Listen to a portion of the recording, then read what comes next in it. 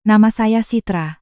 7 tahun yang lalu, saya berhenti dari pekerjaan saya untuk melahirkan. 7 tahun kemudian, suami saya, Bima, berdiri di tengah pesta yang dihadiri oleh kerabat dari kedua belah pihak, mengangkat gelas birnya, dan tertawa keras. Pria yang menikah dan harus menafkahi istrinya selama 7 tahun penuh seperti saya baru akan mengerti apa artinya tekanan. Semua orang ikut tertawa, beberapa mengangguk setuju, bahkan ada yang menimpali. Zaman sekarang, wanita juga harus bekerja. Siapa yang tidak senang tinggal di rumah saja? Menafkahi satu orang dewasa lebih mahal daripada membesarkan seorang anak. Saya tetap duduk diam. Sumpit di tangan saya berhenti di atas mangkuk sup yang masih mengepul. Saya memandangi wajah-wajah yang saya kenal di sekeliling meja. Beberapa adalah kerabat dari pihak suami, beberapa adalah teman dekatnya. Tak seorang pun tahu bahwa selama 7 tahun terakhir, hidup saya tidak pernah mengenal konsep tinggal di rumah untuk bersantai. Hanya saya yang tahu, dan hanya saya yang mengerti bahwa hal yang paling menyakitkan bukanlah apa yang mereka katakan, tetapi orang yang memulai semuanya adalah suami saya sendiri. Namanya Bima. Kami bertemu saat kami masih menjadi programmer di sebuah perusahaan teknologi di Jakarta. Saat itu kami berdua sama-sama miskin. Pagi hari berdesakan di lift, malam hari lembur sampai jam 11 malam. Ada kalanya kami berbagi sebungkus nasi dingin, lalu kembali tenggelam memperbaiki baris-baris kode. Bima pernah memegang tangan saya dan berkata, "Nanti, aku hanya berharap bisa menghasilkan cukup uang agar kamu tidak perlu menderita lagi." Di hari pernikahan kami, di hadapan kedua keluarga, dia bahkan berkata, "Kamu tenang saja, setelah ini apapun yang terjadi, aku akan menjagamu." Saya percaya padanya. Saya begitu percaya hingga tidak pernah berpikir bahwa suatu hari kata-kata itu akan menjadi pisau yang berbalik menusuk saya. Setelah melahirkan putri pertama kami, kesehatan saya menurun drastis. Dokter meminta saya untuk beristirahat dalam jangka waktu yang lama. Ibu saya datang untuk membantu merawat cucunya selama beberapa bulan, tetapi kemudian kakek jatuh sakit dan beliau harus kembali ke kampung. Keluarga dari pihak suami semuanya masih bekerja. Menyewa asisten rumah tangga purnawaktu saat itu biayanya hampir mencapai 15 juta rupiah sebulan. Kami berdua duduk dan berhitung. Bima memegang tangan saya. "Kamu di rumah saja untuk beberapa tahun. Anak kita masih kecil. Biar aku yang urus keuangannya. Kita ini suami istri, masa aku tidak sanggup menafkahi istriku sendiri?" Saat itu, saya menangis karena terharu. Saya tidak menyangka, bertahun-tahun kemudian, pria yang sama justru menggunakan tanggung jawab yang ia ambil secara sukarela itu untuk pamer di hadapan semua orang. Tawa di meja pesta itu menarik saya kembali ke kenyataan. Bima menenggak birnya lagi lalu melanjutkan, "Kadang-kadang aku merasa seperti mesin pencari uang. Pagi pergi kerja, malam pulang masih harus mengurus banyak hal. Ada hari-hari aku lelah sekali sampai mau pingsan tapi tetap harus berusaha. Kalau saja istriku mau bekerja, pasti bebanku akan jauh lebih ringan." Seorang teman Bima tertawa. "Kalau begitu, suruh istrimu cari kerja saja." Bima menggeleng, "Sudah 7 tahun tidak bekerja, siapa yang mau merekrutnya sekarang? Ya sudahlah, biar saya yang tanggung." Gelak tawa kembali terdengar. Saya menunduk, tangan saya terkepal erat hingga memutih. Putri saya yang duduk di samping menarik-narik baju saya dengan lembut. "Bunda." Saya menoleh dan tersenyum. "Tidak apa-apa, sayang. Anak itu baru berusia 6 tahun. Dia tidak mengerti apa yang dibicarakan orang dewasa. Tetapi dia cukup peka untuk menyadari bahwa ibunya sedang sedih." Saya mengelus rambutnya, tiba-tiba rasa sesak yang tak terlukiskan memenuhi dada saya. Selama 7 tahun, setiap pagi saya mengantar anak saya ke sekolah, setiap sore menjemputnya pulang, setiap hidangan, setiap kali dia demam, setiap malam tanpa tidur, semuanya adalah saya. Bima bekerja dari pagi hingga malam, dia jarang sekali tahu pelajaran apa yang dipelajari anaknya, tidak ingat makanan apa yang membuatnya alergi, dan tidak tahu bahwa gaun kesukaan anaknya sudah usang sampai harus ditambal 3 kali. Namun, di mata semua orang, yang paling bekerja keras tetaplah dia, sementara saya hanyalah seorang ibu rumah tangga. Malam itu, setelah menidurkan putri saya duduk sendirian di depan komputer tua di ruang kerja. Komputer ini telah menemani saya selama hampir 10 tahun. Layarnya sudah menguning, beberapa huruf di keyboardnya sudah aus hingga tidak terlihat jelas. Tetapi di komputer inilah, saya telah menghabiskan hampir 5 tahun dalam diam membangun mimpi saya. Bima tidak pernah bertanya apa yang saya lakukan setiap malam. Dia hanya berpikir saya menonton film, berselancar di internet, atau berbelanja online. Tidak ada yang tahu bahwa setelah anak saya tidur, saya memulai giliran kerja yang lain. Dari jam 10 malam hingga 2 atau 3 pagi. Terkadang, saya baru mematikan komputer saat hari hampir pagi. Saya meneliti data, menulis algoritma, membaca dokumen berbahasa Inggris, bekerja secara daring dengan sebuah tim insinyur di Bandung dan Yogyakarta. 3 tahun yang lalu, kami bersama-sama mendirikan sebuah perusahaan teknologi yang berfokus pada pengembangan platform kecerdasan buatan untuk bisnis. Saat itu, perusahaan kami hanya memiliki 5 orang, sebuah ruangan sewaan seluas 30 meter persegi, tanpa papan nama, tanpa resepsionis, tanpa modal besar, hanya ada keyakinan dan malam-malam tanpa tidur. Saya tidak menjabat sebagai direktur, saya hanya memegang peran sebagai salah satu pendiri dan penanggung jawab teknologi dari jarak jauh. Alasannya sangat sederhana. Saya ingin punya waktu untuk merawat anak, dan juga ingin mencoba apakah seorang wanita yang menjadi ibu rumah tangga bisa menciptakan sesuatu yang berbeda. Selama tahun-tahun itu, Bima tidak pernah tahu, bukan karena saya sengaja menyembunyikannya, tetapi karena dia tidak pernah bertanya. Ada jarak dalam pernikahan yang tidak lahir dari rahasia, melainkan dari ketidakpedulian. Telepon di atas meja bergetar pelan, sebuah pesan muncul. Ibu Direktur, berkas untuk pencatatan saham di bursa telah disetujui. Jika tidak ada perubahan, prosesnya akan selesai dalam 3 bulan. Saya menatap tulisan itu lama sekali, sudut bibir saya sedikit terangkat. 3 bulan lagi, perusahaan yang kami bangun dari nol akan resmi melantai di bursa efek. Nilai saham saya saat itu diperkirakan lebih dari 200 miliar rupiah. Angka itu cukup untuk mengubah hidup banyak orang. Tetapi hal pertama yang saya pikirkan bukanlah uang, melainkan sebuah pertanyaan. Jika Bima tahu hal ini, apakah dia masih akan mengatakan bahwa saya hanya benalu? Saya mematikan layar ponsel tanpa membalas pesan itu. Saya masih ingin menunggu, bukan untuk memberikan kejutan, tetapi karena saya perlu tahu. Apakah pria yang telah berbagi ranjang dengan saya selama 7 tahun ini benar-benar tulus mencintai saya, atau hanya mencintai citra seorang istri yang selalu diam-diam berdiri di belakangnya, agar dia merasa seperti pahlawan yang menopang seluruh dunia? Saya tidak menyangka jawabannya datang lebih cepat dari yang saya bayangkan. Hanya 3 hari kemudian, Bima membawa pulang selembar surat. Dia meletakkannya di hadapan saya, suaranya terdengar begitu tenang hingga membuatku merinding.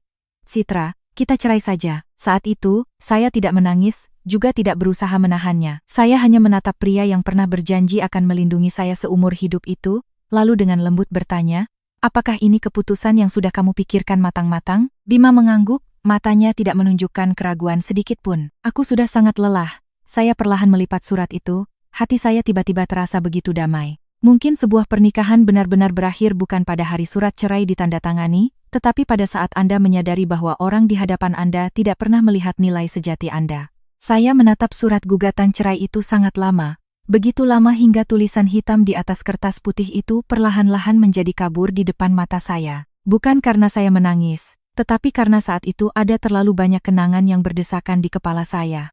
Dari hari-hari kami berdua berdesakan di atas sepeda motor tua untuk pergi bekerja di tengah kemacetan Jakarta. Hingga malam-malam kami berdua makan mie instan karena kehabisan uang di akhir bulan. Lalu janji Bima di upacara pernikahan bahwa selama ada dia di sisiku, aku tidak akan pernah perlu khawatir tentang urusan sandang pangan. Semua hal yang pernah membuatku percaya bahwa aku telah memilih pria yang tepat untuk mengabdikan seluruh hidupku. Akhirnya berakhir dengan selembar kertas dingin yang diletakkan tepat di hadapanku. Bima masih duduk di seberangku. Kedua tangannya saling bertautan di atas meja. Wajahnya tidak menunjukkan rasa bersalah sedikit pun, hanya kelelahan yang tampak jelas, seolah-olah orang yang terluka dalam pernikahan ini adalah dia, bukan aku. Dia yang pertama angkat bicara. Aku sudah memikirkannya sangat lama. Aku bertanya dengan tenang, berapa lama? Bima menarik napas dalam-dalam lalu menjawab, lebih dari setengah tahun. Aku mengangguk pelan.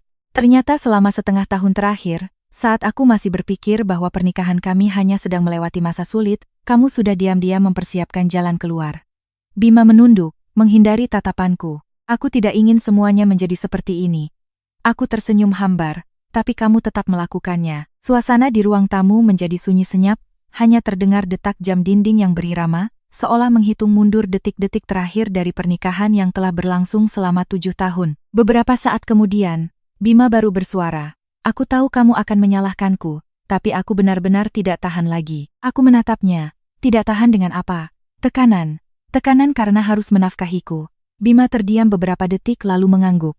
Ya, aku tidak bertanya lebih lanjut karena aku tahu terkadang hanya satu kata ya sudah cukup untuk memadamkan semua harapan yang tersisa. Bima melanjutkan, suaranya lebih pelan tapi terdengar seolah sedang berusaha meyakinkan dirinya sendiri. Aku sudah berusia 36 tahun ini. Perusahaan terus melakukan PHK, gaji tidak naik sementara pekerjaan semakin banyak, setiap bulan berbagai macam biaya membebani pundakku. Aku benar-benar sangat lelah, seringkali saat pulang ke rumah dan melihatmu hanya sibuk di dapur dan mengantar jemput anak sekolah. Aku tidak tahu sampai kapan kehidupan seperti ini akan berlanjut.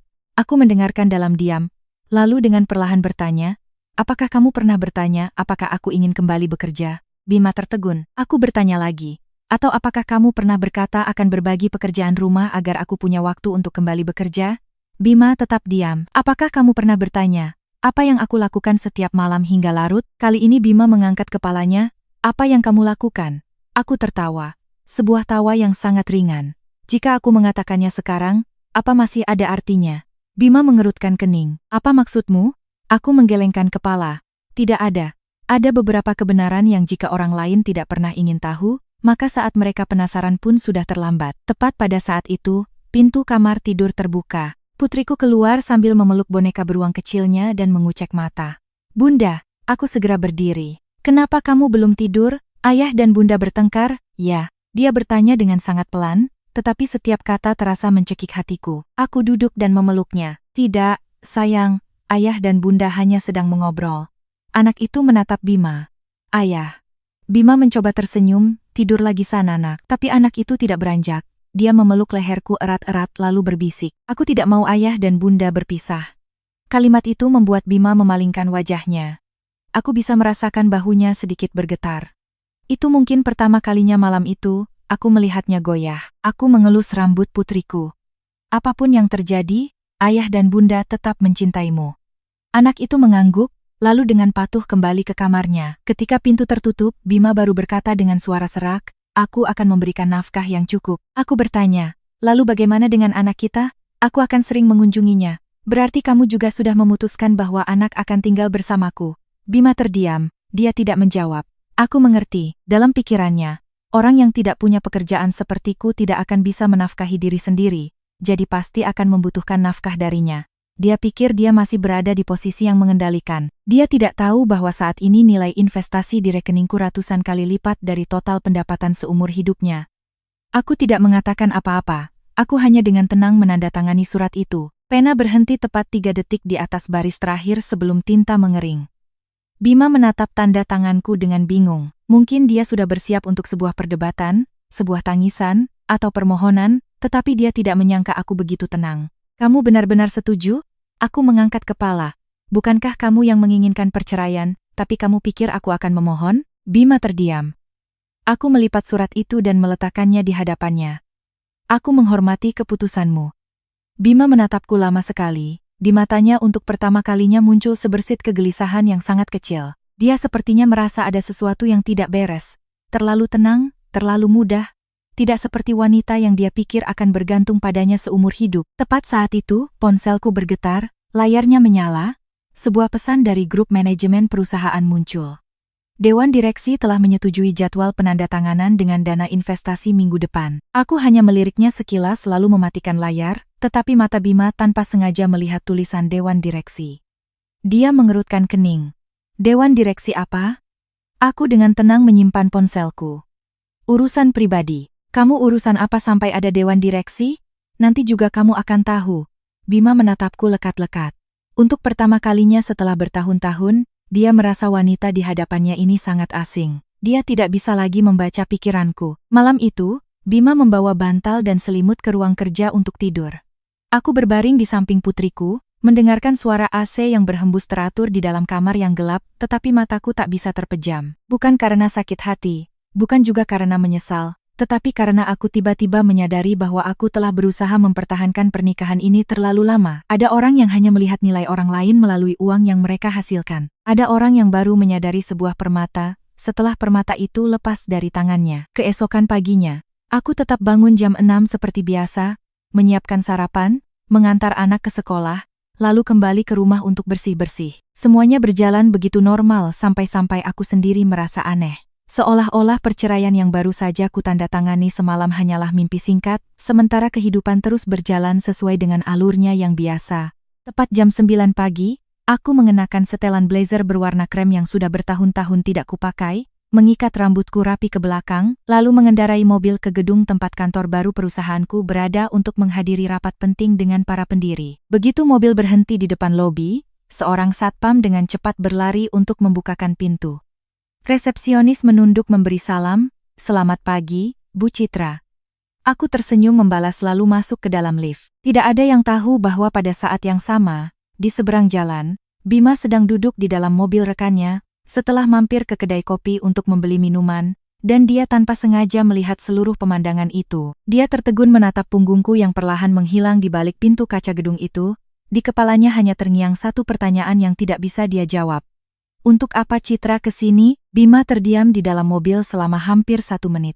Gelas kopi di tangannya sudah dingin sejak tadi tetapi dia tidak menyadarinya, matanya hanya terpaku pada gedung perkantoran setinggi lebih dari 30 lantai yang baru saja menelan bayanganku di balik pintu kaca otomatis. Karena dalam ingatannya selama 7 tahun terakhir, gambaran yang paling akrab tentangku hanyalah celemek di dapur kecil, sepeda motor yang mengantar jemput anak setiap pagi, dan makanan yang selalu hangat menantinya pulang.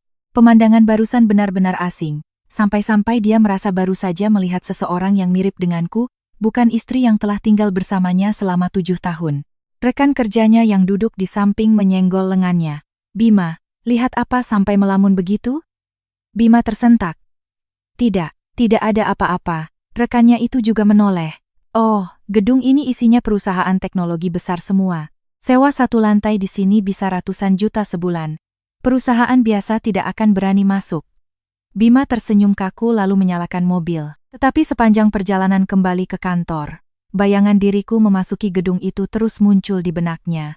Dia mulai mengingat banyak hal yang sebelumnya tidak pernah dia perhatikan. Ingat malam-malam saat dia bangun lewat jam 2 pagi untuk minum air dan masih melihat lampu ruang kerja menyala. Ingat saat dia tidak sengaja melihat layar komputerku yang menampilkan grafik dan banyak sekali tulisan berbahasa Inggris. Ingat juga bahwa beberapa tahun terakhir ini, aku hampir tidak pernah meminta uang padanya untuk membeli barang-barang pribadi. Pernah sekali dia bertanya, "Kamu tidak membeli kosmetik?" Aku hanya tersenyum, "Aku bisa membelinya sendiri." Saat itu dia mengira aku berhemat. Sekarang jika dipikir-pikir lagi, jawaban itu sepertinya memiliki makna yang sama sekali berbeda. Begitu masuk ke kantor, Bima langsung dipanggil oleh kepala departemen untuk rapat. Selama hampir 2 jam, semua orang membahas kemajuan proyek, tetapi pikirannya sama sekali tidak fokus. Sampai-sampai kepala departemen harus menegurnya, "Bima, bagaimana menurutmu rencana ini?" Dia tersentak. "Ya, saya setuju." Seluruh ruangan saling pandang, seorang rekan tertawa, "Anda bahkan belum selesai mendengar sudah setuju saja." Bima meminta maaf dengan malu. Setelah rapat selesai, dia segera mengambil ponselnya, membuka peta, dan mencari alamat gedung yang baru saja dia lihat. Itu adalah kawasan perkantoran kelas A yang paling terkenal di kota. Perusahaan yang berkantor di sana semuanya berskala sangat besar. Semakin Bima melihat, semakin dia bingung. Untuk apa Citra ke sana? Pikiran itu terus menghantuinya hingga dia tidak bisa bekerja. Akhirnya saat jam makan siang, dia memutuskan untuk kembali ke sana. Dia tidak tahu apa yang ingin dia cari, mungkin hanya ingin membuktikan bahwa dia salah lihat. Mobil berhenti di seberang jalan, Bima turun, berpura-pura sedang menelepon, tetapi matanya terus mengarah ke lobi utama. Tepat pada saat itu, pintu kaca terbuka, aku keluar bersama 3 orang pria dan seorang wanita paruh baya. Yang membuat Bima terpaku bukanlah kemunculanku, tetapi cara orang-orang itu memperlakukanku. Mereka tidak berjalan di depan, tidak berjalan sejajar, tetapi secara tidak sadar membiarkanku berjalan setengah langkah di depan. Seorang pria yang rambutnya sudah mulai memutih berkata sambil tersenyum, "Bu Citra, usulan yang Ibu sampaikan hari ini sangat meyakinkan. Saya rasa pihak investor tidak akan punya alasan lagi untuk menunda." Aku tersenyum, "Terima kasih Pak, tetapi bapak-bapak dan ibu-ibu sekalian yang akan menjalankannya secara langsung. Saya hanya menyumbangkan perspektif teknis." Orang lain segera menggelengkan kepala. Tanpa platform yang Ibu bangun dari awal, perusahaan tidak akan bisa berjalan secepat ini. Bima berdiri sekitar 30 meter jauhnya, suara mereka tidak terdengar sepenuhnya, tetapi dia bisa melihat dengan sangat jelas sikap hormat semua orang kepadaku. Itu bukan kesopanan biasa, melainkan rasa hormat yang diberikan kepada seseorang yang benar-benar memiliki posisi. Tepat saat itu, sebuah mobil mewah berwarna hitam perlahan berhenti di depan lobi. Sopir turun untuk membukakan pintu. Wanita parubaya itu menoleh padaku dan berkata, "Bu Citra, biar mobil kantor yang mengantar Ibu pulang." Aku tersenyum sambil melambaikan tangan, Tidak perlu Bu, saya masih harus mampir menjemput anak saya. Semua orang tertawa. Pemegang saham terbesar perusahaan tapi setiap hari yang dipikirkan hanya jam jemput anak. Aku tersenyum sangat tipis. Uang bisa dicari kapan saja, masa kecil anak hanya ada satu kali. Kalimat itu membuat semua orang mengangguk setuju. Bima berdiri seperti patung, pemegang saham, dua kata itu seperti petir yang menyambar di telinganya. Dia bergumam pemegang saham, rasa dingin menjalari punggungnya. Tepat saat itu, ponselnya berdering, ibunya menelepon. Bima menarik napas dalam-dalam lalu mengangkatnya. Halo Bu, di seberang telepon, ibunya langsung berkata, nanti sore kamu pulang lebih awal ya. Ibu mau mampir makan malam, sekalian mau tanya urusan perceraian kalian sudah sampai mana. Bima terdiam, belum ada apa-apa Bu. Kamu jangan lembek, perempuan yang kelamaan di rumah itu jadi manja. Kamu harus tegas supaya nanti bebanmu ringan. Bima menggenggam erat ponselnya. Jika ini terjadi kemarin, mungkin dia akan mengangguk setuju, tetapi setelah apa yang baru saja dia saksikan, dia tiba-tiba tidak lagi cukup percaya diri untuk mengatakan bahwa dirinya benar. Dia menutup telepon dengan hati yang kalut. Sore harinya, aku menjemput anakku tepat waktu seperti biasa. Begitu melihatku, anak itu langsung berlari memelukku. Bunda, hari ini aku dipuji Bu Guru. Aku mengelus kepalanya. Anak Bunda pintar sekali. Dia tersenyum lebar. Bunda traktir es krim ya? Aku tertawa. Boleh. Kami berdua baru saja melangkah masuk ke kedai es krim di dekat sekolah ketika di belakang terdengar suara yang akrab. Citra. Aku menoleh. Bima sedang berdiri di sana. Mungkin dia sendiri tidak tahu mengapa dia mengemudikan mobilnya ke sini. Dia menatap kami berdua sangat lama lalu baru bersuara. Aku mau bicara. Aku menjawab dengan tenang. Kalau tentang anak, boleh. Kalau tentang yang lain, tunggu pengacaraku yang menghubungi. Bima menunduk. Aku hanya mau bertanya satu hal. Aku menatapnya. Kamu bekerja di perusahaan mana? Aku tersenyum sangat tipis. Kamu benar-benar ingin tahu? Bima mengangguk. Selama ini aku tidak pernah bertanya. Aku menatap lurus ke matanya. Benar. Kamu tidak pernah bertanya. Bukan hanya soal pekerjaan. Kamu juga tidak pernah bertanya apakah aku lelah? Apakah aku masih suka coding? Apakah aku masih punya mimpi? Yang kamu lihat hanyalah seorang wanita bercelemek di dapur. Sejak hari aku berhenti bekerja untuk mengurus anak, kamu sudah menganggap hidupku berhenti sampai di situ juga. Bima terpaku. Dia ingin mengatakan sesuatu untuk menjelaskan, tetapi semua pembelaan saat ini menjadi sia-sia. Aku berlutut dan memegang tangan putriku. Ayo, nak, es krimnya nanti meleleh. Kami berdua masuk ke dalam kedai. Bima masih berdiri di luar pintu kaca, diam-diam menatap punggungku. Di dalam hatinya, untuk pertama kalinya muncul perasaan yang selama 7 tahun ini belum pernah dia rasakan. Itu bukan kemarahan, bukan juga harga diri yang terluka, melainkan rasa takut saat menyadari bahwa wanita yang selama ini selalu berdiri di belakangnya, ternyata telah melangkah begitu jauh hingga dia tidak lagi punya hak untuk mengikutinya. Saya mendudukkan putri saya di meja dekat jendela besar yang menghadap ke jalan yang dinaungi pepohonan, memesankannya segelas es krim vanila dengan saus stroberi seperti biasa, sementara saya sendiri hanya memesan secangkir teh panas. Karena saat ini yang saya butuhkan bukanlah sesuatu yang manis, melainkan ketenangan untuk menata kembali semua pikiran yang tumpang tindih di dalam benak. Namun bahkan ketenangan itu pun sepertinya bukan milik saya lagi. Karena begitu saya mengangkat kepala, saya sudah melihat Bima masih berdiri di luar. Kedua tangannya dimasukkan ke dalam saku celana, matanya tidak pernah lepas dari kami berdua. Wajahnya yang biasanya tenang, kini menunjukkan kebingungan yang selama 7 tahun pernikahan kami jarang sekali saya lihat. Putri saya menggigit sendok kecilnya. Sambil makan dia menoleh keluar lalu bertanya pelan, Bunda, kenapa ayah tidak masuk? Saya tersenyum. Mungkin ayah masih sibuk. Anak itu mengerjapkan matanya. Atau Bunda panggil ayah masuk saja? Saya terdiam sejenak. Anak berusia 6 tahun mana tahu bahwa baru semalam orang tuanya menandatangani surat cerai yang mengakhiri pernikahan yang selama ini dia kira akan abadi. Saya dengan lembut mengelus kepalanya. Lain kali saja. Ya, anak itu mengangguk patuh lalu melanjutkan makannya. Sementara saya diam-diam menatap wajah polosnya dengan hati yang terasa perih. Karena dari awal hingga akhir, yang paling malang bukanlah saya atau Bima, melainkan anak ini yang tidak pernah punya hak untuk memilih. Sekitar 10 menit kemudian, Bima akhirnya berbalik dan melangkah pergi. Bayangan punggungnya perlahan menghilang di balik deretan pohon di seberang jalan. Tetapi saya tahu betul bahwa ketenangannya sudah mulai retak. Karena jika sebelumnya dia selalu yakin bahwa saya tidak akan bisa hidup baik-baik saja tanpanya, maka hanya dalam waktu kurang dari 2 hari, keyakinan itu telah goyah hingga ke akarnya. Malam itu, setelah saya selesai menidurkan anak, ponsel saya bergetar. Telepon dari Pak Budi, Direktur Utama perusahaan. Saya berjalan ke balkon sebelum mengangkatnya. Bu Citra, Ada hal yang ingin saya laporkan. Bagaimana perkembangannya? Pihak dana investasi sudah menetapkan jadwal penandatanganan. Selain itu ada satu kabar baik lagi. Kabar apa? Bursa Efek sudah mengonfirmasi perkiraan tanggal pencatatan saham yang lebih cepat hampir sebulan dari rencana. Saya terdiam beberapa detik. Lebih cepat? Benar Bu. Jika tidak ada perubahan, berarti tinggal 2 bulan lebih sedikit lagi. Saya menghela napas pelan. Bertahun-tahun berusaha. Akhirnya hari yang penting itu akan segera tiba. Pak Budi tertawa gembira. Ibu masih ingat ruangan sewaan pertama kita? Saya ikut tertawa. Bagaimana bisa lupa? Waktu itu ibu mengatakan sesuatu yang saya ingat sampai sekarang. Apa itu? Kita tidak butuh belas kasihan siapapun, selama kita punya kemampuan, cepat atau lambat pasar akan memberikan nilai yang setimpal. Saya tersenyum tipis. Waktu itu saya masih muda jadi bicaranya berapi-api. Tidak, Bu, ibu benar-benar berhasil melakukannya. Panggilan berakhir, saya berdiri lama sekali di balkon. Di bawah, di taman apartemen, lampu kuning menyoroti pepohonan yang bergoyang ditiup angin malam. Seharusnya ini menjadi malam yang paling membahagiakan bagi saya, tetapi hati saya tidak merasakan kemenangan sama sekali. Saya hanya merasa sayang pada sebuah pernikahan yang pernah begitu indah. Sayang pada pria yang pernah saya cintai dengan segenap masa muda saya. Dan yang paling disayangkan adalah dia memilih untuk melepaskan tangan saya tepat sebelum dia melihat versi paling dewasa dari wanita yang ada di sisinya. Keesokan paginya, saat saya sedang menyiapkan sarapan, bel pintu berbunyi. Begitu saya membuka pintu, saya melihat ibu mertua saya berdiri di luar, membawa kantong buah. Dia langsung masuk ke dalam rumah seperti biasa, lalu duduk di sofa. Saya menuangkan air untuknya. Silakan diminum Bu.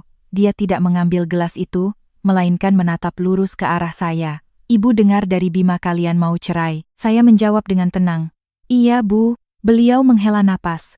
Kamu jangan salahkan dia juga. Namanya juga laki-laki, siapa yang tidak tertekan. Sejak kamu berhenti kerja, dia sendirian menanggung beban keluarga. Kalian berpisah itu hanya masalah waktu. Saya tetap diam. Beliau melihat sekeliling rumah lalu melanjutkan, sebenarnya ibu sudah sering menasihatimu. Perempuan itu kalau punya tangan dan kaki, ya sebaiknya bekerja. Terlalu lama di rumah jadi bergantung. Waktu muda tidak apa, baby. Kalau suami sudah lelah, yang rugi tetap kita sendiri. Jika ini terjadi beberapa tahun yang lalu, mungkin kata-kata itu akan membuat saya sedih hingga menangis, tapi hari ini saya hanya merasa tenang. Saya dengan lembut bertanya, apa ibu pikir selama 7 tahun ini saya hanya diam di rumah? Beliau menjawab dengan cepat, memangnya apa lagi, masak, bersih-bersih. Itu kan semua rumah tangga juga begitu. Itu tanggung jawab istri, tidak bisa dihitung sebagai pekerjaan. Saya mengangguk pelan. Ternyata bukan hanya Bima. Bahkan ibunya pun tidak pernah melihat apa yang telah saya lakukan. Tepat saat itu, ponsel saya berdering. Panggilan dari Departemen Hukum Perusahaan. Permisi, Bu, saya angkat telepon sebentar. Beliau mengangguk. Begitu saya mengangkat telepon, suara di seberang terdengar. Bu Citra. Ada berkas pemegang saham pendiri yang perlu Ibu tanda tangani tambahan sebelum sore ini. Saya akan segera ke sana. Baik, Bu. Ketua Dewan juga ingin bertemu Ibu untuk membahas lebih lanjut tentang upacara pencatatan saham. Saya mengerti. Saya menutup telepon, begitu berbalik saya melihat ibu mertua menatap saya dengan curiga. Beliau bertanya, kamu kerja di mana? Saya menjawab singkat. Saya ikut menanam modal di sebuah perusahaan. Beliau mengerutkan kening. Sejak kapan? Beberapa tahun yang lalu. Beliau tertawa. Kamu bercanda? Selama ini kamu dapat uang dari mana untuk menanam modal? Saya tidak menjawab. Tepat saat itu, bel pintu berbunyi lagi. Seorang pria berjas rapi berdiri di luar. Selamat pagi, Bu Citra. Saya datang untuk menjemput Ibu sesuai jadwal. Ibu mertua saya terkejut melihat mobil mewah yang terparkir di bawah lalu menoleh ke arah saya. Di matanya untuk pertama kalinya muncul kebingungan. Saya mengambil tas saya lalu berkata dengan sangat lembut, Bu, tolong temani cucu sebentar ya, sekitar tengah hari saya akan pulang. Selesai berkata, saya melangkah keluar. Pria itu segera membukakan pintu mobil untuk saya. Mobil perlahan meninggalkan area apartemen.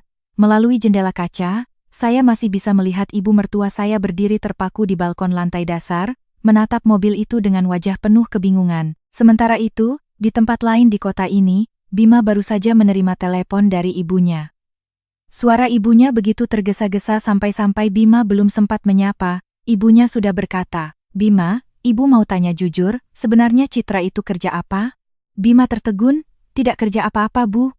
Di seberang telepon hening sejenak lalu ibunya berkata pelan, kalau tidak kerja, kenapa ada mobil pribadi yang datang menjemput? Ibu baru saja melihat dengan mata kepala sendiri. Nak, sepertinya selama ini kita tidak pernah benar-benar tahu dia itu orang seperti apa. Ponsel di tangan Bima perlahan meluncur ke atas meja kerja, matanya masih terpaku pada layar yang sudah gelap. Setelah panggilan telepon dengan ibunya berakhir, di kepalanya terus terngiang setiap perkataan ibunya, seperti ketukan berat pada kepercayaan diri yang selama ini ia anggap benar.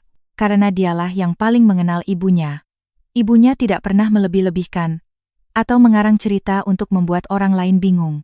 Jika ibunya sudah mengatakan melihat dengan mata kepala sendiri sebuah mobil pribadi datang menjemputku, dengan seorang pria berjas rapi yang membukakan pintu dengan hormat, maka semua yang berusaha ia percayai sejak malam penandatanganan surat cerai itu mulai menunjukkan retakan yang tak bisa disembunyikan.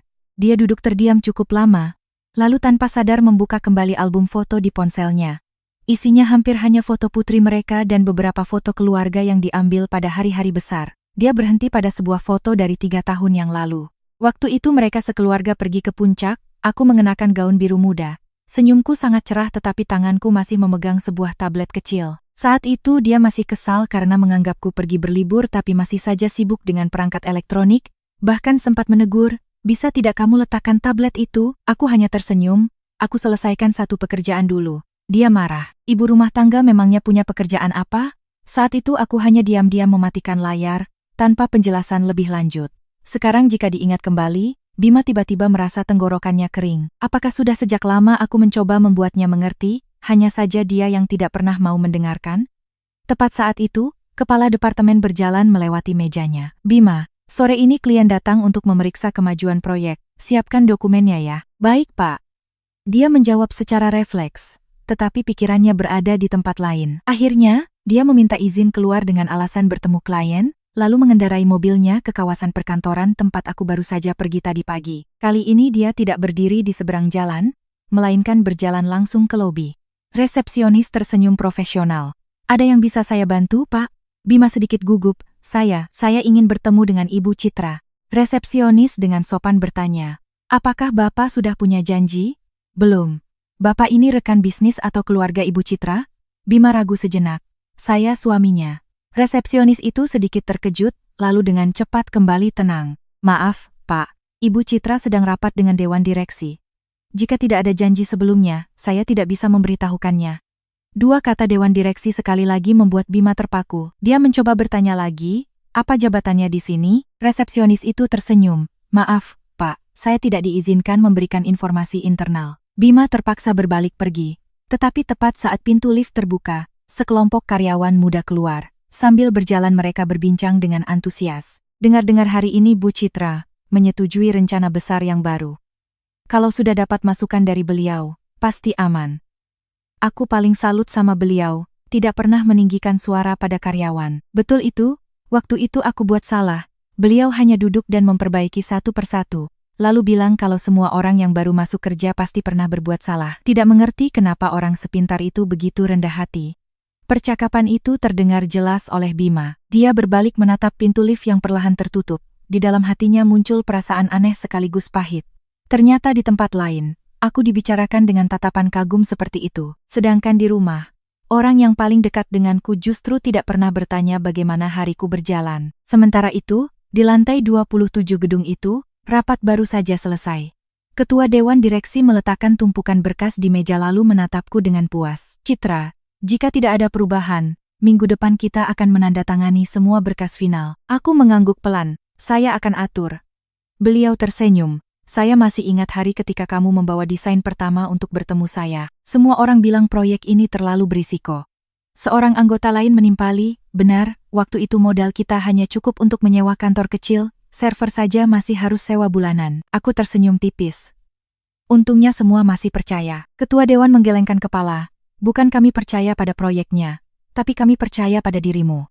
Orang yang rela menolak gaji sangat tinggi hanya untuk mengejar idenya sendiri layak diberi kesempatan." Aku tidak berkata apa-apa. Di benakku tiba-tiba muncul gambaran 7 tahun yang lalu, saat aku baru melahirkan kurang dari 3 bulan, sambil menggendong anak sambil menulis baris-baris kode di tengah malam. Pernah suatu hari demam tinggi, aku terjaga sampai pagi, lalu masih duduk memperbaiki versi uji coba karena pagi harinya harus dikirim ke tim pengembang.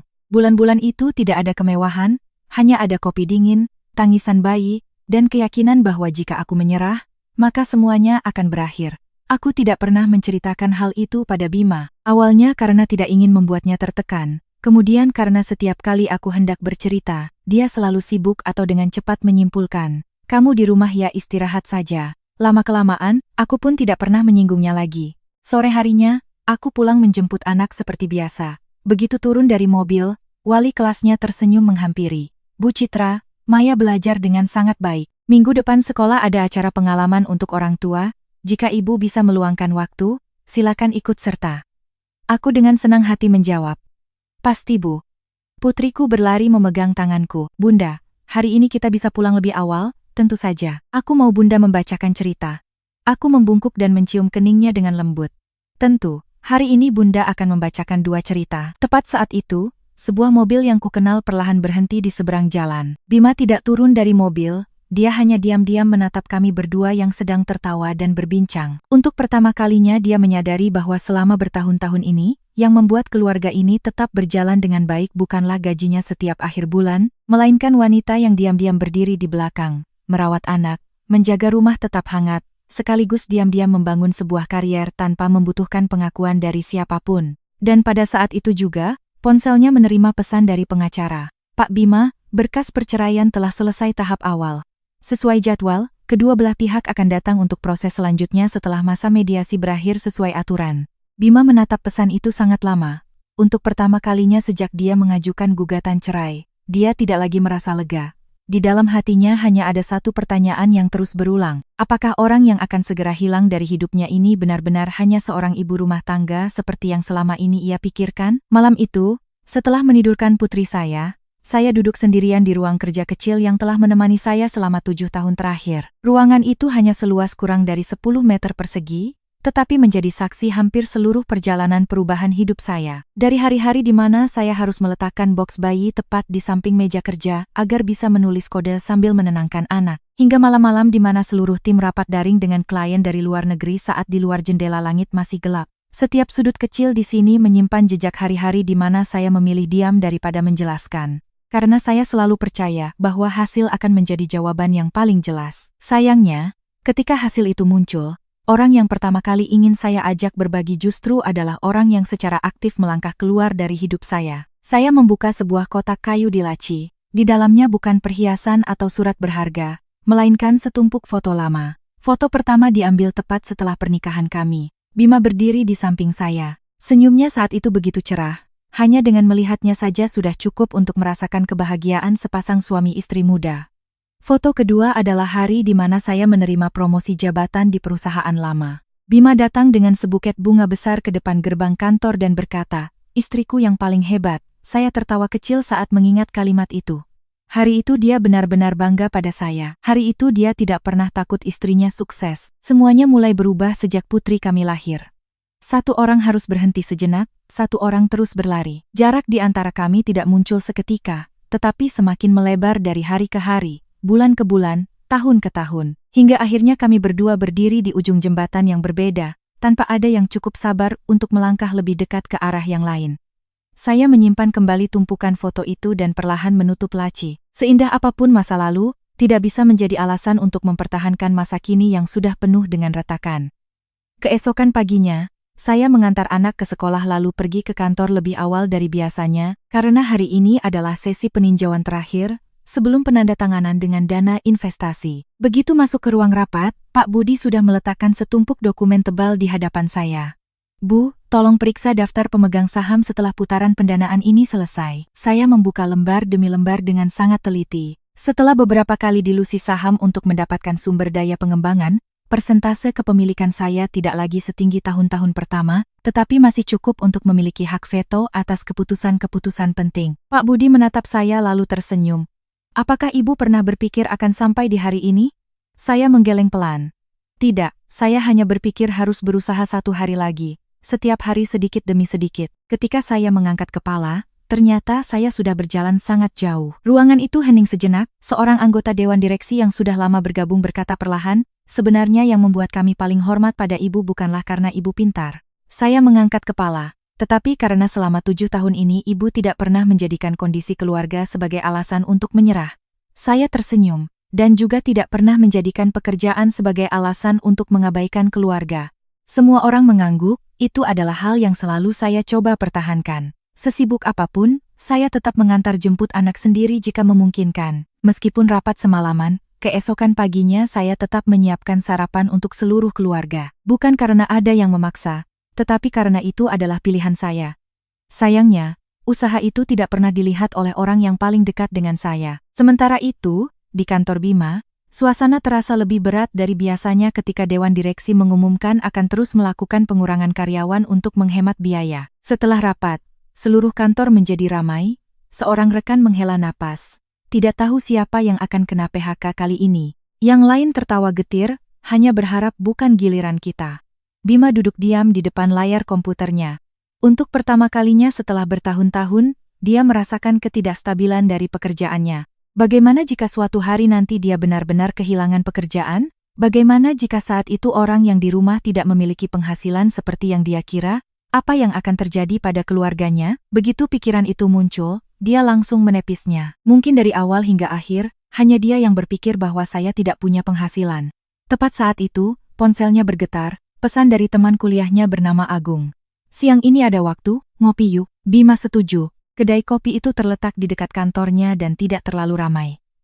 Setelah beberapa obrolan basa-basi, Agung tiba-tiba bertanya, "Bagaimana kabar istrimu sekarang?" Bima tersenyum hambar, "Akan segera cerai." Agung terbelalak, "Serius?" Bima mengangguk, "Sudah tidak ada cara lain." Agung terdiam sejenak lalu berkata perlahan, "Aku tidak tahu harus bilang atau tidak." "Bilang apa? Sepertinya aku pernah bertemu istrimu." Bima langsung mengangkat kepala. "Di mana?" "Lebih dari setahun yang lalu. Waktu itu perusahaanku datang untuk membahas kerjasama dengan sebuah perusahaan teknologi. Aku melihat ada seorang ibu bernama Citra dalam rapat itu.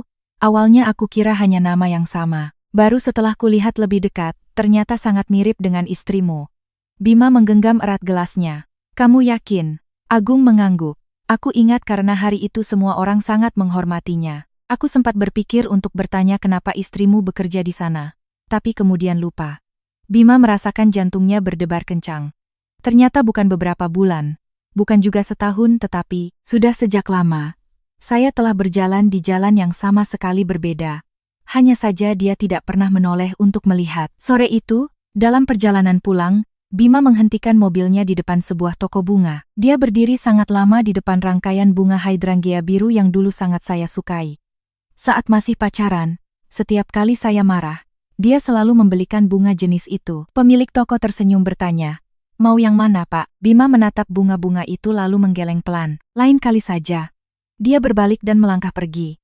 Karena untuk pertama kalinya dia menyadari ada beberapa permintaan maaf yang bisa diucapkan nanti. Tetapi ada juga orang yang jika sudah dibiarkan berbalik pergi, maka membawa seluruh kebun bunga pun tidak akan cukup untuk menahannya kembali. Hari-hari berikutnya berlalu dengan ritme yang aneh, tenang di permukaan tetapi di bawahnya diam-diam bergejolak gelombang yang hanya dirasakan oleh orang-orang yang terlibat. Saya masih bangun jam 6 pagi, menyiapkan sarapan untuk anak, mengantarnya ke sekolah, lalu pergi ke kantor untuk rapat dengan Dewan Direksi. Sore harinya, tepat waktu saya sudah berada di depan gerbang sekolah untuk menjemput anak pulang, malamnya membacakan cerita untuknya sebelum tidur, lalu melanjutkan menyelesaikan pekerjaan hingga larut.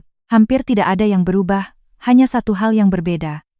Sejak hari Bima berdiri di depan kedai es krim itu, dia tidak lagi melontarkan kata-kata menyalahkan, atau bersikap dingin seperti sebelumnya. Dia menjadi pendiam secara tidak wajar. Setiap kali menatap saya, matanya seolah ingin menanyakan sesuatu, tetapi kemudian mengurungkannya. Mungkin karena dia sendiri belum tahu harus mulai dari mana setelah menyadari bahwa di antara kami ada begitu banyak ruang kosong yang selama bertahun-tahun tidak pernah dia perhatikan. Suatu sore di akhir pekan, ketika saya baru saja membawa anak pulang, telepon berdering. Itu dari wali kelasnya, "Bu Citra, maaf menelepon di luar jam kerja." "Tidak apa-apa, Bu. Ada apa ya?" "Minggu depan sekolah akan mengadakan hari keluarga. Setiap anak akan berpartisipasi dalam satu kegiatan bersama ayah atau ibunya. Saya ingin bertanya apakah Bapak dan Ibu bisa meluangkan waktu?" Saya terdiam sejenak. "Baik, Bu, saya akan bicarakan dulu lalu memberitahu Ibu kembali." Setelah menutup telepon, saya menatap putri saya yang sedang asyik mewarnai di lantai. Hati saya tiba-tiba terasa berat. Anak itu mengangkat kepalanya, tersenyum cerah. "Bunda, minggu depan ayah yang ikut denganku ya." Saya mendekat dan duduk di sampingnya. Kalau ayah sibuk, bunda yang ikut boleh, anak itu cemberut, aku mau ayah dan bunda. Sebuah kalimat sederhana dari seorang anak kecil justru membuat hati saya terasa sakit. Malam itu, setelah anak tidur, saya berinisiatif mengirim pesan kepada Bima. Wali kelas mengundang orang tua untuk berpartisipasi dalam hari keluarga minggu depan. Jika kamu bisa, datanglah bersama anak kita. Kurang dari semenit kemudian, layar ponsel menyala. Aku akan datang. Saya hanya menjawab dengan satu kata, oke. Pada hari acara, halaman sekolah ramai dengan tawa orang tua dan siswa. Deretan balon warna-warni digantung di sepanjang jalan. Setiap kelas menyiapkan permainan sendiri. Putri saya mengenakan seragam rapi, berlari-lari di antara saya dan Bima. Wajahnya berseri-seri seolah ini adalah hari paling bahagia dalam beberapa bulan terakhir. Dia menggandeng tangan kami berdua. Hari ini ayah dan bunda jangan bertengkar lagi ya. Bima menunduk pelan. Iya, ayah janji. Saya tidak berkata apa-apa. Hanya tersenyum pada anak saya. Kegiatan pertama adalah merakit miniatur rumah dari kayu bersama-sama. Guru membagikan satu set bahan untuk setiap keluarga, lalu berkata sambil tersenyum, keluarga yang menyelesaikan paling cepat dan paling bagus akan mendapatkan hadiah. Putri saya dengan antusias menarik kursi. Ayah pasang atap, bunda buat jendela, aku tempel pohon. Bima menatap saya dengan ragu sejenak sebelum mengambil palu kecil. Saat sedang merakit, dia tidak sengaja menjatuhkan sebatang kayu ke tanah. Saya secara refleks mengambilnya dan memberikannya padanya. Sisi ini dipasang dulu akan lebih kuat. Bima melihat cara saya memberitahunya dan tersenyum sedih. Dulu kamu juga sering memperbaiki barang di rumah. Sejak kapan ya aku lupa? Saya hanya menjawab dengan ringan. Bukan kamu lupa, hanya saja kamu tidak lagi memperhatikan. Bima menunduk tanpa berkata apa-apa lagi. Tepat saat itu, seorang pria parubaya bersama putranya lewat. Begitu melihat saya dia berhenti. Bu Citra, saya mengangkat kepala, Pak Adi. Pria itu tersenyum cerah. Benar ibu, sudah lama tidak bertemu. Dia menoleh dan berjabat tangan dengan Bima dengan sangat sopan. Salam kenal Pak, saya Adi. Dulu pernah bekerja sama dengan Bu Citra dalam sebuah proyek. Bima membalas dengan senyum kaku. Pak Adi menatap saya lalu berkata dengan penuh kekaguman, dulu kalau bukan karena ibu, perusahaan saya sulit melewati masa transisi sistem. Sampai sekarang pun di kantor kami masih sering membicarakan ibu. Saya dengan rendah hati menggelengkan kepala. Bapak terlalu berlebihan. Tidak, Bu. Orang hebat yang rendah hati seperti ibu jarang sekali ada. Setelah itu, dia membawa putranya ke area permainan lain. Bima berdiri terdiam sangat lama. Ini adalah orang ketiga dalam waktu kurang dari seminggu yang membicarakan pekerjaan saya dengan penuh rasa hormat. Dia tiba-tiba menyadari. Ternyata di luar sana, saya tidak pernah menjadi orang biasa seperti yang dia kira. Acara berakhir. Kelas putri saya mendapatkan hadiah hiburan. Anak itu memeluk hadiah kecilnya dan berlari untuk pamer. Ayah, bunda, lihat, aku dapat lencana. Bima membungkuk dan menggendongnya. Anak ayah hebat. Anak itu melingkarkan tangannya di leher Bima dan tertawa. Berkat ayah dan bunda. Saat itu saya tanpa sadar menatap Bima. Matanya juga baru saja menatap saya. Kami saling pandang beberapa detik lalu sama-sama memalingkan muka. Dalam perjalanan pulang, Bima tiba-tiba angkat bicara. Citra, saya tetap menatap lurus ke depan. Ya, aku ingin mengajakmu minum kopi. Saya terdiam. Dia melanjutkan. Bukan untuk memintamu kembali, aku hanya ingin mendengar ceritamu. Saya bertanya pelan. Cerita apa? Tentang tahun-tahun yang telah lalu, aku rasa aku sudah melewatkan terlalu banyak. Saya tersenyum sangat tipis. Senyum yang tidak lagi membawa kemarahan melainkan ketenangan setelah melewati begitu banyak kekecewaan. Ada cerita yang jika ditanyakan pada waktu yang tepat, akan menjadi sebuah berbagi. Ketika ditanyakan terlalu terlambat, itu hanyalah masa lalu. Bima menggenggam erat kemudi. Dia mengerti maksud saya, tetapi dia tetap berkata perlahan. Meskipun itu masa lalu, aku tetap ingin tahu. Saya tidak langsung menjawab. Mobil melaju pelan melewati jalan yang cerah, sementara di dalam hati saya, pintu yang telah lama tertutup itu tiba-tiba sedikit bergetar. Bukan karena ingin terbuka kembali, tetapi karena saya menyadari pria di samping saya akhirnya mulai belajar untuk mendengarkan. Sayangnya, pelajaran itu datang pada saat pernikahan kami sedang bergerak mendekati akhir. Malam itu, setelah mengantar anak pulang dan menyiapkan makan malam seperti biasa, saya tetap menjaga kebiasaan menemani anak belajar lalu membacakannya cerita pendek sebelum tidur. Sementara Bima duduk di ruang tamu sangat lama, televisi masih menyala tetapi dia hampir tidak tahu acara apa yang sedang ditayangkan. Karena sejak saya mengatakan bahwa ada cerita yang jika ditanyakan terlalu terlambat hanya akan menjadi masa lalu. Kalimat itu terus berputar di benaknya seperti pengingat bahwa selama 7 tahun, Dia tidak pernah benar-benar masuk ke dalam dunia wanita yang tinggal bersamanya, tidak pernah bertanya apa saja yang saya lalui setiap hari, juga tidak pernah penasaran tentang malam-malam di mana saya terjaga hingga larut. Semua yang dia lihat hanyalah hasil dari pekerjaan rumah tangga, sementara usaha diam-diam di baliknya tidak pernah sekalipun ingin dia ketahui. Sekitar pukul 10 malam, ketika saya baru saja menutup pintu kamar putri saya, sebuah pesan masuk ke ponsel saya. Dari Bima. "Besok kamu sibuk?" Saya menatap layar beberapa detik lalu menjawab. "Ya." Dia mengirim pesan lagi, "Aku hanya minta 30 menit." Saya meletakkan ponsel di meja. Butuh hampir 10 menit sebelum saya membalas. "Besok sore setelah menjemput anak." Bima menjawab hampir seketika. "Terima kasih." Mungkin itu adalah pertama kalinya setelah bertahun-tahun dia mengucapkan dua kata itu kepada saya dengan tulus. Keesokan sorenya, setelah menitipkan anak di rumah neneknya selama beberapa jam, saya dan Bima duduk berhadapan di sebuah kafe kecil di tepi sungai, tempat di mana saat masih pacaran kami sering mampir setiap akhir pekan. Saat itu kami belum punya banyak uang. Hanya memesan 2 cangkir kopi lalu duduk mengobrol. Hingga kafe hampir tutup. Pelayan membawakan minuman, tidak ada yang angkat bicara lebih dulu. Akhirnya Bima tersenyum tipis. "Kafenya tidak berubah ya?" Saya melihat sekeliling, ada yang berubah. "Hanya saja kamu tidak menyadarinya." Bima menunduk. "Benar." Dia menarik napas dalam-dalam lalu berkata perlahan, "Hari ini aku tidak ingin menjelaskan, aku hanya ingin mendengar." Saya menatapnya dengan tenang. "Mendengar apa?" "Mendengar tentang 7 tahun terakhir, langsung darimu." Saya terdiam sangat lama hingga Bima mengira saya akan berdiri dan pergi. Tetapi kemudian saya perlahan mengangkat cangkir teh, menyesapnya sedikit, baru kemudian berbicara. "Kamu masih ingat hari aku mengajukan pengunduran diri?" Bima mengangguk. "Ingat, waktu itu perusahaan menahanmu. Direktur bahkan berjanji akan menaikkan gaji." Saya tersenyum. "Benar, dan aku menolaknya. Bukan karena aku ingin di rumah, tetapi karena anak kita lahir prematur. Dokter bilang dia butuh perawatan intensif setidaknya selama beberapa tahun pertama." Bima tertegun. Saya melanjutkan, "Waktu itu kamu bilang biar kamu yang urus. Kamu bilang yang penting anak kita sehat. Aku percaya padamu." Bima menggenggam erat kedua tangannya. Dia ingat, sangat ingat. Hanya saja setelah bertahun-tahun tekanan pekerjaan dan kebutuhan hidup, dia telah melupakan janjinya sendiri. Saya menatap permukaan air yang beriak di luar jendela, lalu melanjutkan dengan suara yang sangat tenang. "Sekitar setahun kemudian, seorang teman kuliah mengajakku mengembangkan sebuah platform teknologi bersama. Awalnya hanya ada 4 orang, tidak punya kantor, tidak ada gaji, bahkan berbulan-bulan kami harus patungan untuk biaya server." Bima mengangkat kepala. "Kenapa kamu tidak bilang padaku?" Saya tersenyum tipis. "Aku pernah mau bilang, suatu kali kamu pulang kerja. Aku baru saja membuka laptop untuk menunjukkan versi uji coba padamu.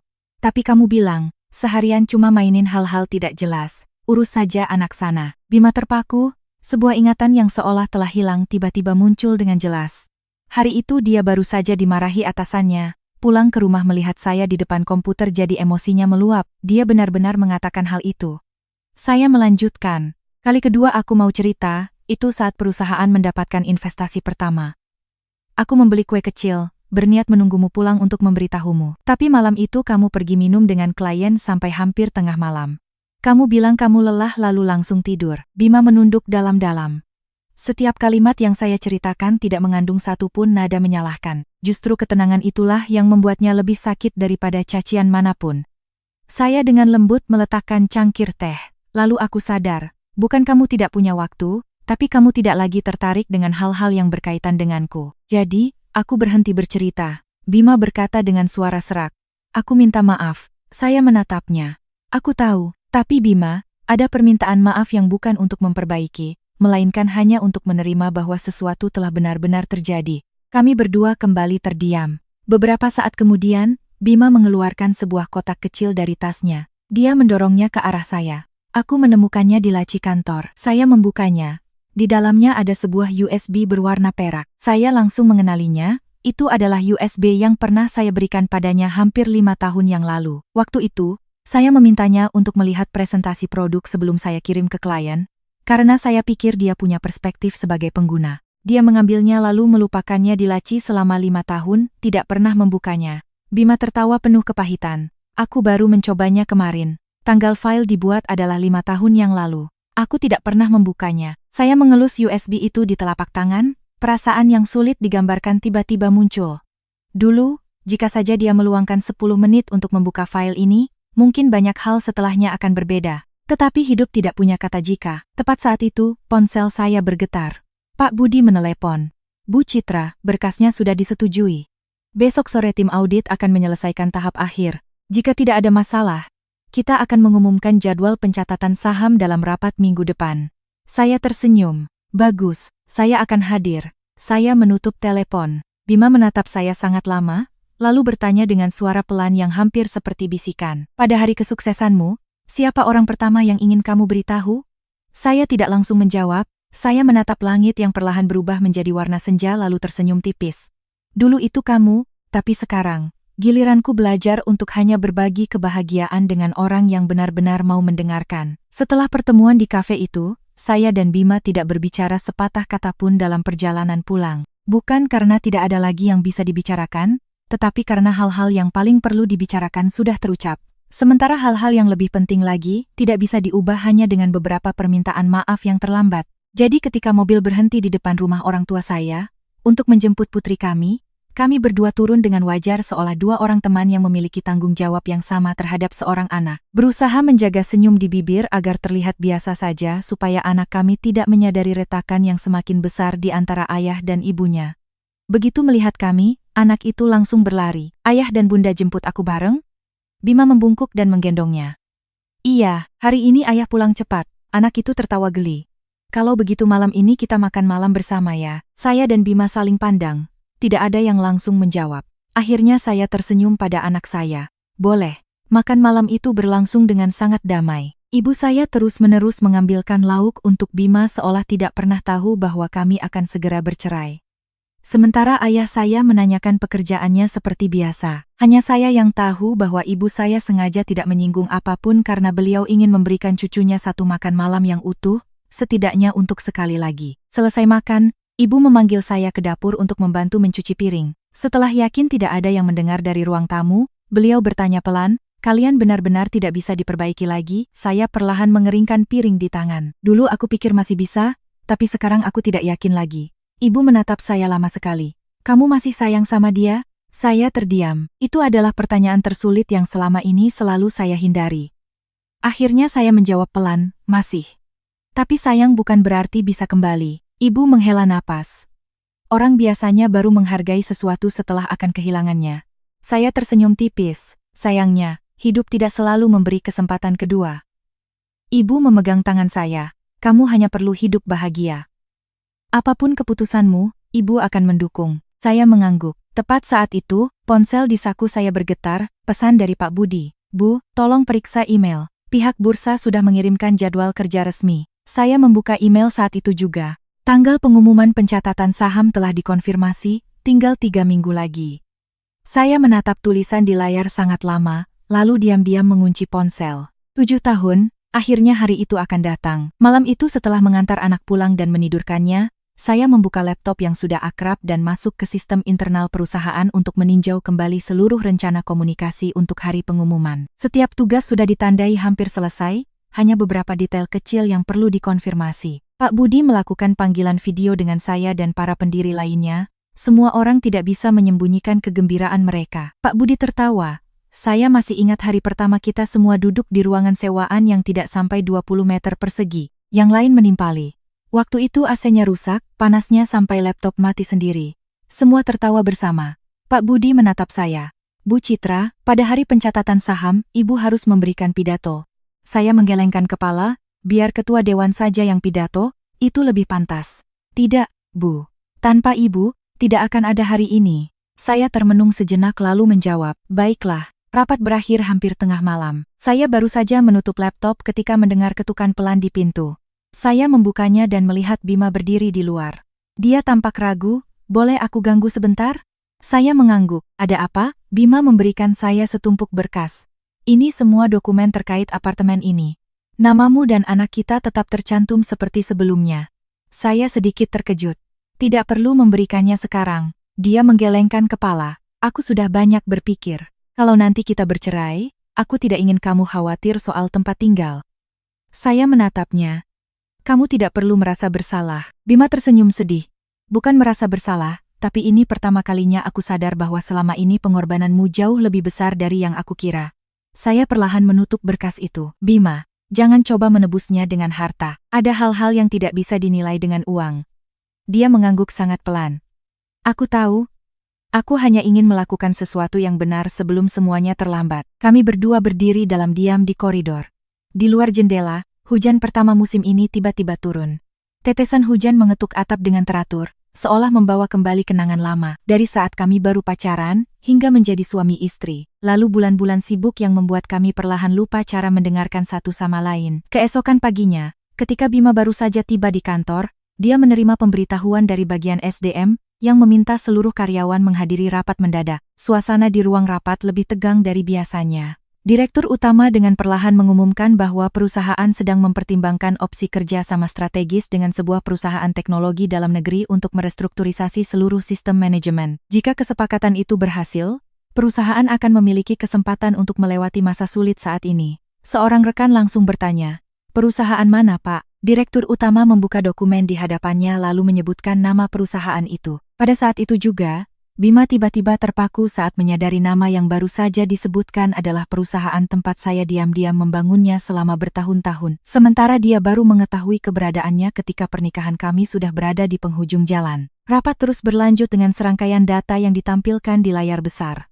Tetapi setelah mendengar nama perusahaan mitra, Bima hampir tidak bisa mendengar konten apapun lagi. Karena dia tidak pernah bermimpi bahwa perusahaan yang dianggap sebagai penyelamat oleh manajemennya adalah tempat di mana istri yang dia anggap hanya sibuk di dapur telah diam-diam membangunnya selama bertahun-tahun. Perasaan itu seperti seseorang tiba-tiba menarik tirai di depan matanya, memperlihatkan sebuah kebenaran yang sudah ada sejak lama, tetapi tidak pernah mau dia hadapi. Direktur utama menunjuk ke slide presentasi dan berkata perlahan, "Perusahaan ini adalah salah satu perusahaan teknologi dengan pertumbuhan tercepat dalam 3 tahun terakhir. Meskipun skalanya belum sebesar perusahaan-perusahaan lama, platform teknis mereka dinilai sangat tinggi. Jika kerjasama ini berhasil, seluruh sistem manajemen kita akan ditingkatkan." Seorang kepala departemen angkat bicara. Dengar-dengar mereka akan segera melantai di bursa. Direktur utama mengangguk. "Benar, itu juga alasan kita harus segera menyelesaikan negosiasi sebelum nilai perusahaan mereka berubah." Bima tanpa sadar menggenggam erat pulpen di tangannya. Melantai di bursa. Dua kata itu lagi-lagi membuatnya teringat pesan di ponsel saya, teringat panggilan telepon yang menyebut dewan direksi, teringat mobil jemputan dan tatapan hormat dari orang-orang yang pernah bekerja dengan saya. Potongan-potongan puzzle yang tadinya acak tiba-tiba menyatu menjadi sebuah gambaran utuh. Hanya saja, ketika dia melihat gambaran itu dengan jelas, orang yang berdiri di sampingnya sudah tidak sama lagi. Setelah rapat selesai, Bima berinisiatif menemui direktur utama. "Pak, boleh saya tanya, siapa yang akan mewakili pihak mitra dalam kerjasama ini?" Direktur utama membuka beberapa lembar dokumen. "Belum final, sepertinya akan ada direktur operasional dan salah satu pendiri. Pendiri ini sangat tertutup. Kabarnya dialah yang membangun platform teknologi ini dari awal." Bima mengangguk pelan. "Baik, Pak." Dia tidak bertanya lebih lanjut, tetapi di dalam hatinya muncul firasat yang sangat kuat bahwa orang itu adalah saya. Di sisi lain kota, saya baru saja menyelesaikan sesi peninjauan terakhir dengan tim audit independen. Pak Budi masuk ke ruangan, membawa setumpuk berkas berwarna biru. "Bu Citra, ini daftar perusahaan yang ingin bekerja sama setelah mendengar kabar kita akan melantai di bursa." Saya mengambilnya dan membuka lembar demi lembar, ada cukup banyak nama yang akrab. Sampai di halaman terakhir, mata saya berhenti sejenak, itu adalah perusahaan tempat Bima bekerja. Pak Budi mengamati ekspresi saya lalu bertanya perlahan, "Ibu kenal perusahaan ini?" Saya tersenyum, "Kenal, cukup baik."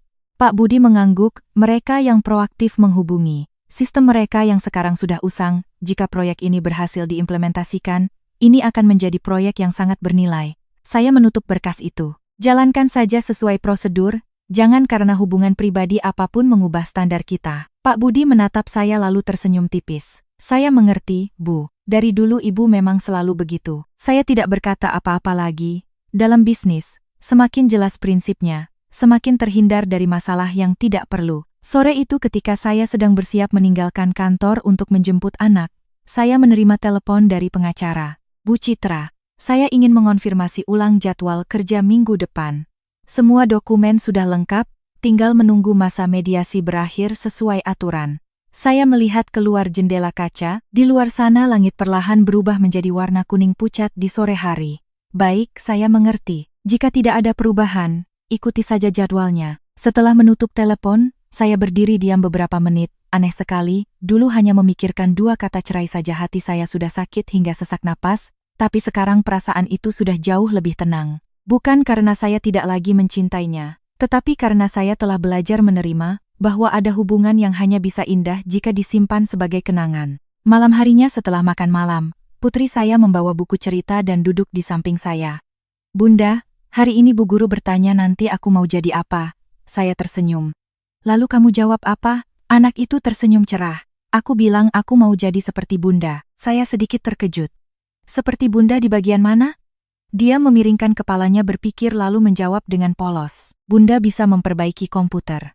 Bunda bisa bekerja. Bunda juga bisa bercerita. Aku mau sepintar Bunda. Tepat saat itu, Bima masuk dari ruang tamu. Mungkin dia juga mendengar seluruh percakapan itu. Dia menatap anak kami lalu bertanya, kamu tidak mau jadi seperti ayah? Anak itu memeluk lengannya. Aku juga mau jadi seperti ayah. Tapi Bunda tahu segalanya. Kalimat polos itu membuat seisi ruangan hening. Bima tertawa. Tetapi dalam tawanya ada sedikit kepahitan. Dia mengelus kepala anaknya. Bunda kamu memang sangat hebat. Itu adalah pertama kalinya setelah 7 tahun saya mendengar dia mengatakannya langsung. Saya menatapnya. Dia juga menatap saya. Tidak ada lagi harga diri yang terluka.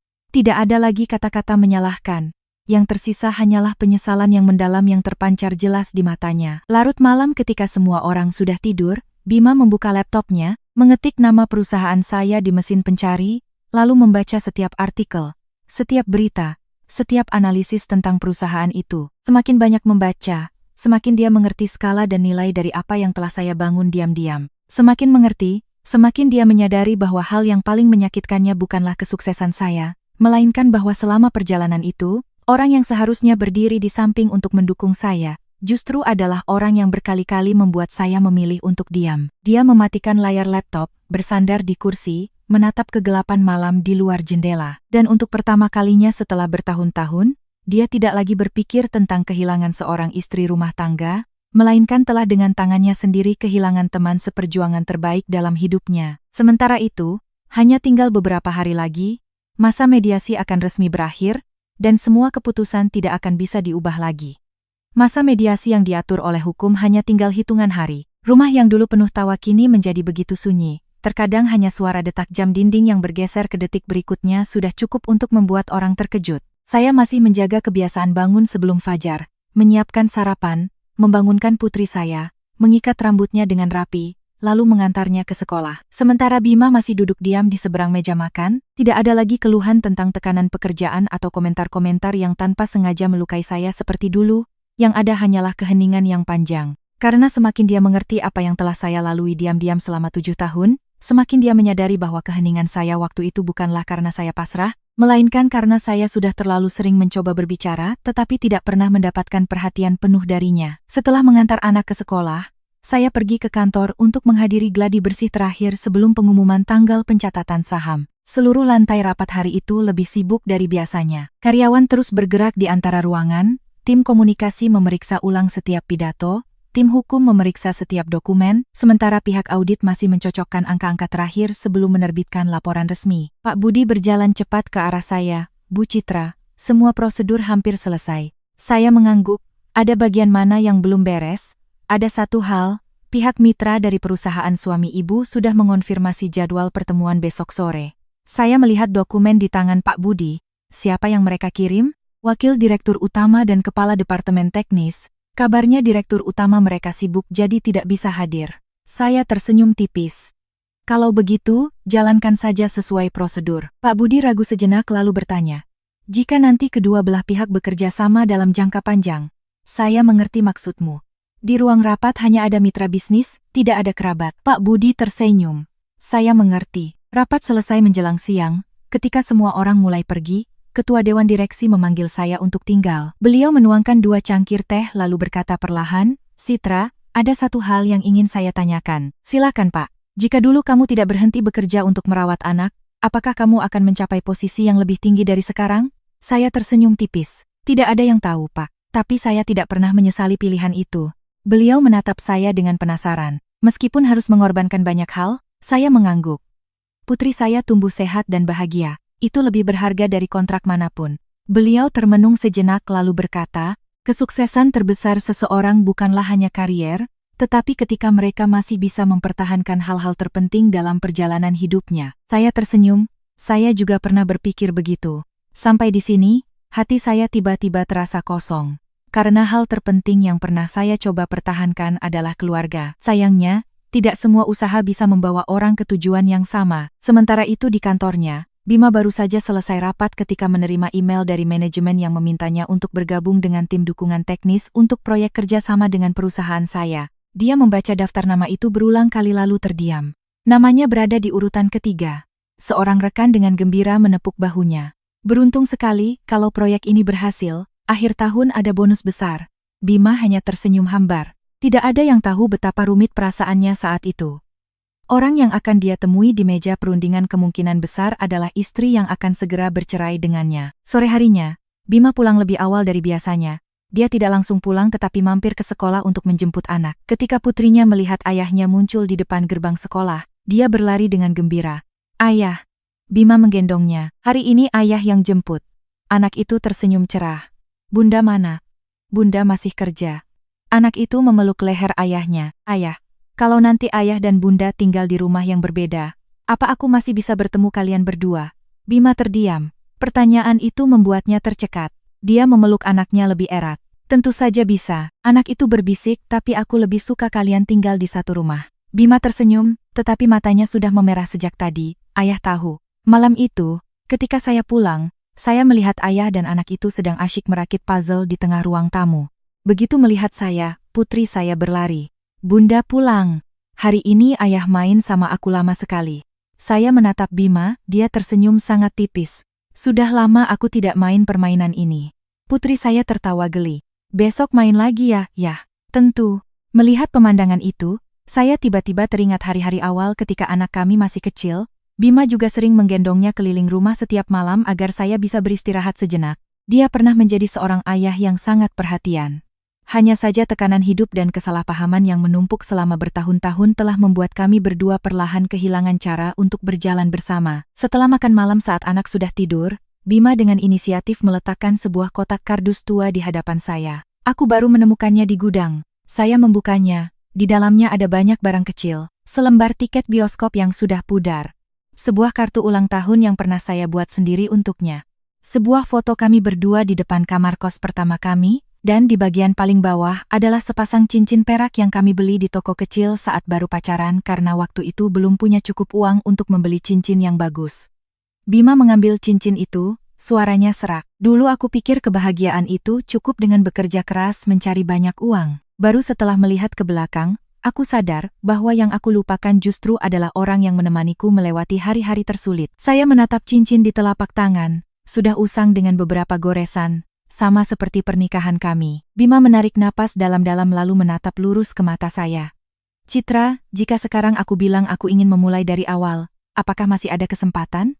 Ruangan itu tiba-tiba menjadi sangat sunyi. Saya tidak langsung menjawab. Saya menatap pria di hadapan saya, pria yang pernah menjadi seluruh masa muda saya, pernah membuat saya bahagia, dan juga pernah membuat saya sangat terluka, lalu saya tersenyum tipis. Senyum yang tidak lagi membawa dendam, melainkan ketenangan seseorang yang telah melewati badai. "Bima, aku tidak membencimu, sungguh. Berkat tahun-tahun itu aku menjadi dewasa. Tapi menjadi dewasa juga berarti aku mengerti satu hal. Ada pintu yang tertutup bukan karena marah, tetapi karena orang di dalamnya sudah melangkah maju." Bima menunduk, kedua tangannya terkepal erat hingga memutih. Dia tidak menangis, tetapi keheningannya lebih menyakitkan daripada air mata. Di luar balkon, angin malam berhembus pelan melewati pot-pot tanaman yang selalu saya rawat setiap pagi. Beberapa daun tua jatuh ke lantai, menutup satu musim lama untuk memberi jalan bagi tunas-tunas baru.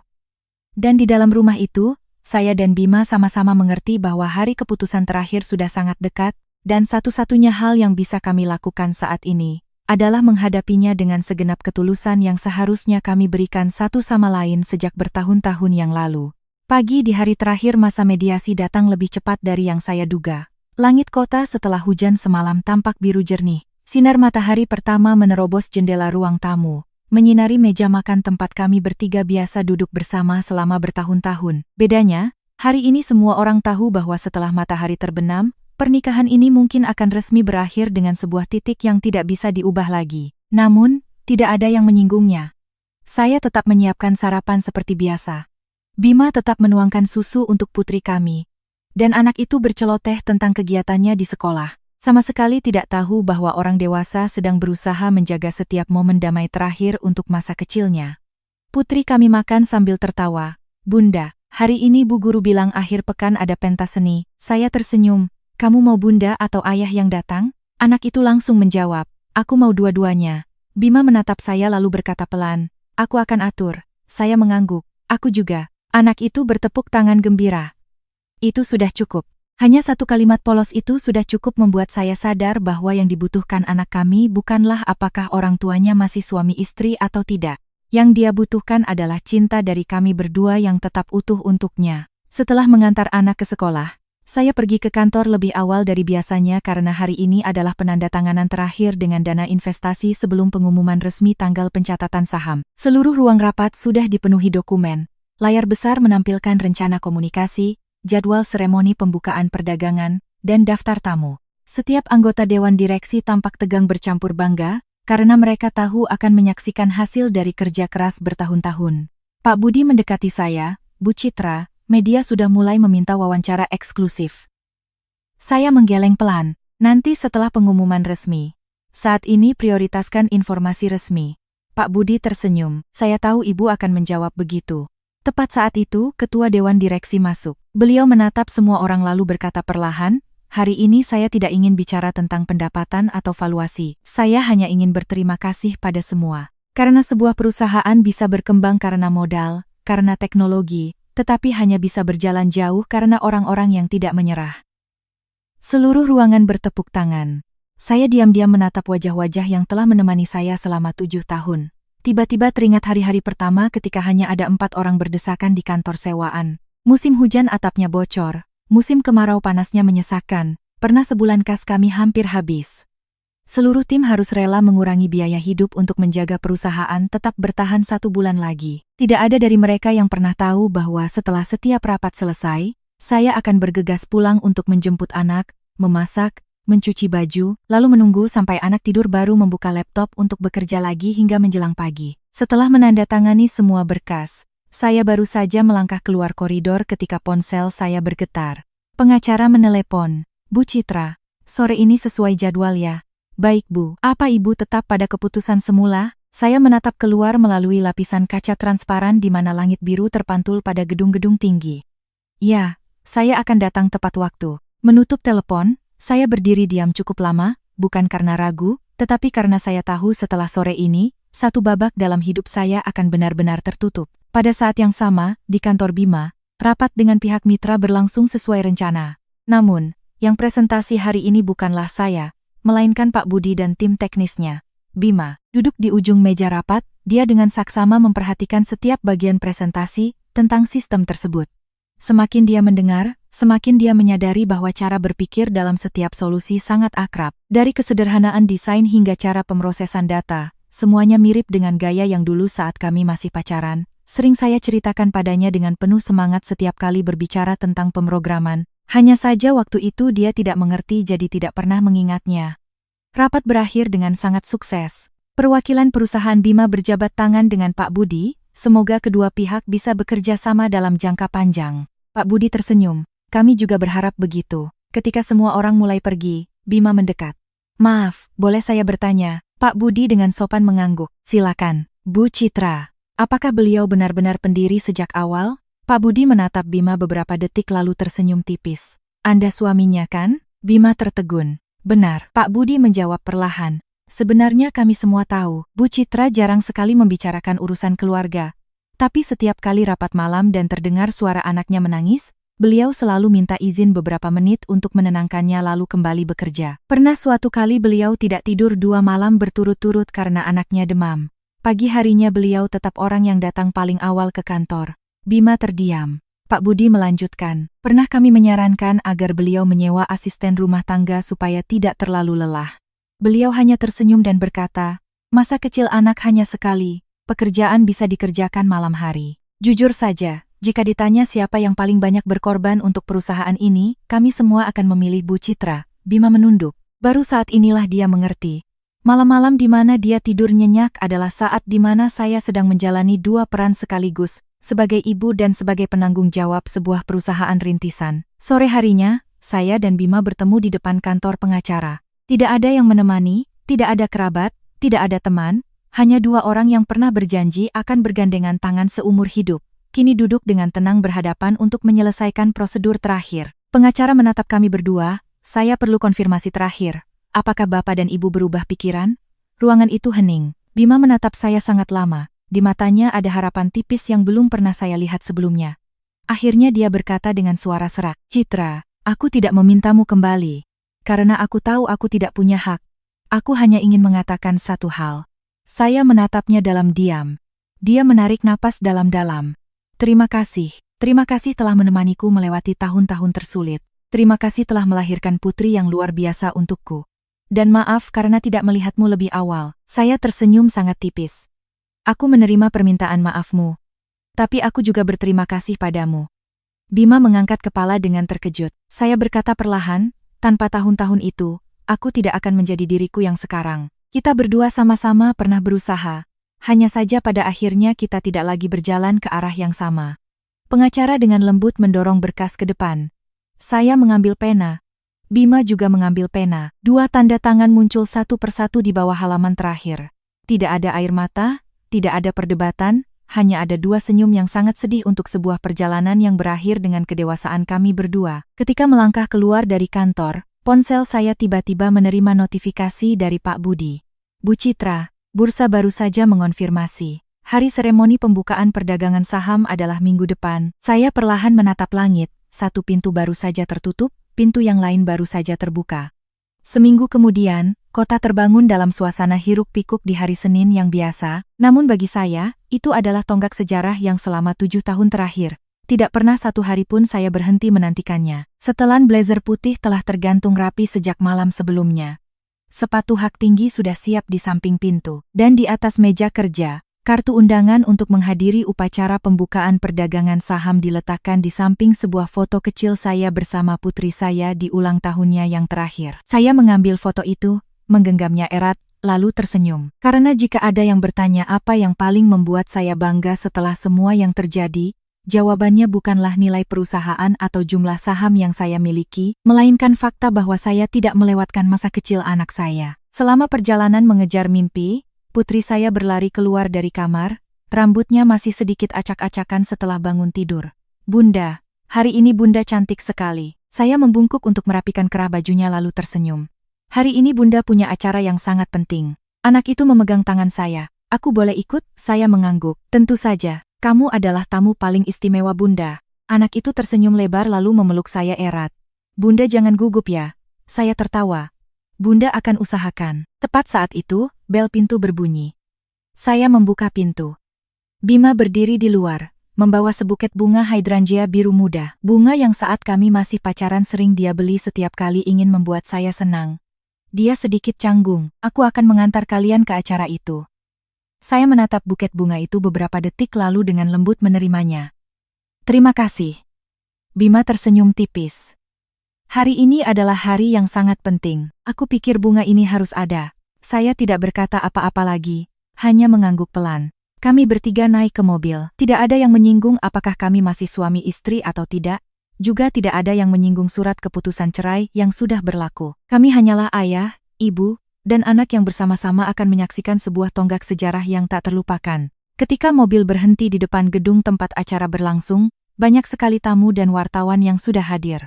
Deretan spanduk, layar elektronik, dan logo perusahaan terpasang dengan megah di seluruh area acara. Setiap panitia sibuk mempersiapkan tahap akhir. Pak Budi begitu melihat saya langsung berjalan cepat. "Bu Citra, selamat ya." Saya tersenyum. "Selamat untuk kita semua." Pak Budi membungkuk menatap putri saya. "Halo, putri kecil." Anak itu dengan sopan menjawab, "Halo, Om." Pak Budi tertawa lalu menoleh ke Bima. "Halo Pak." Bima menjabat tangannya. "Selamat untuk kalian semua."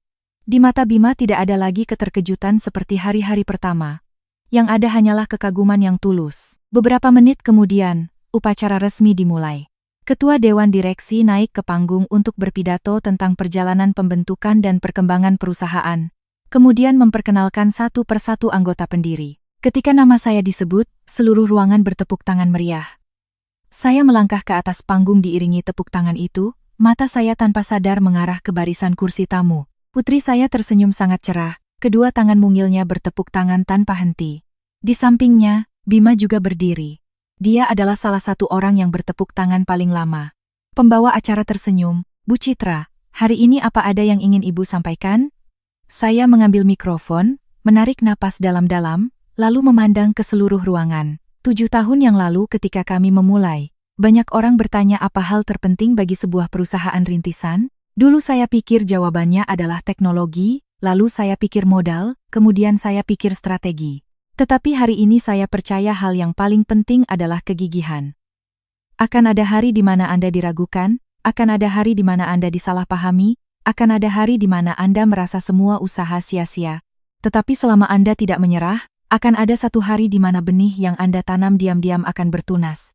Saya berhenti sejenak, mata saya tertuju pada putri saya, dan saya ingin berterima kasih pada seseorang yang istimewa. Seorang gadis kecil yang tumbuh bersama mimpi ibunya.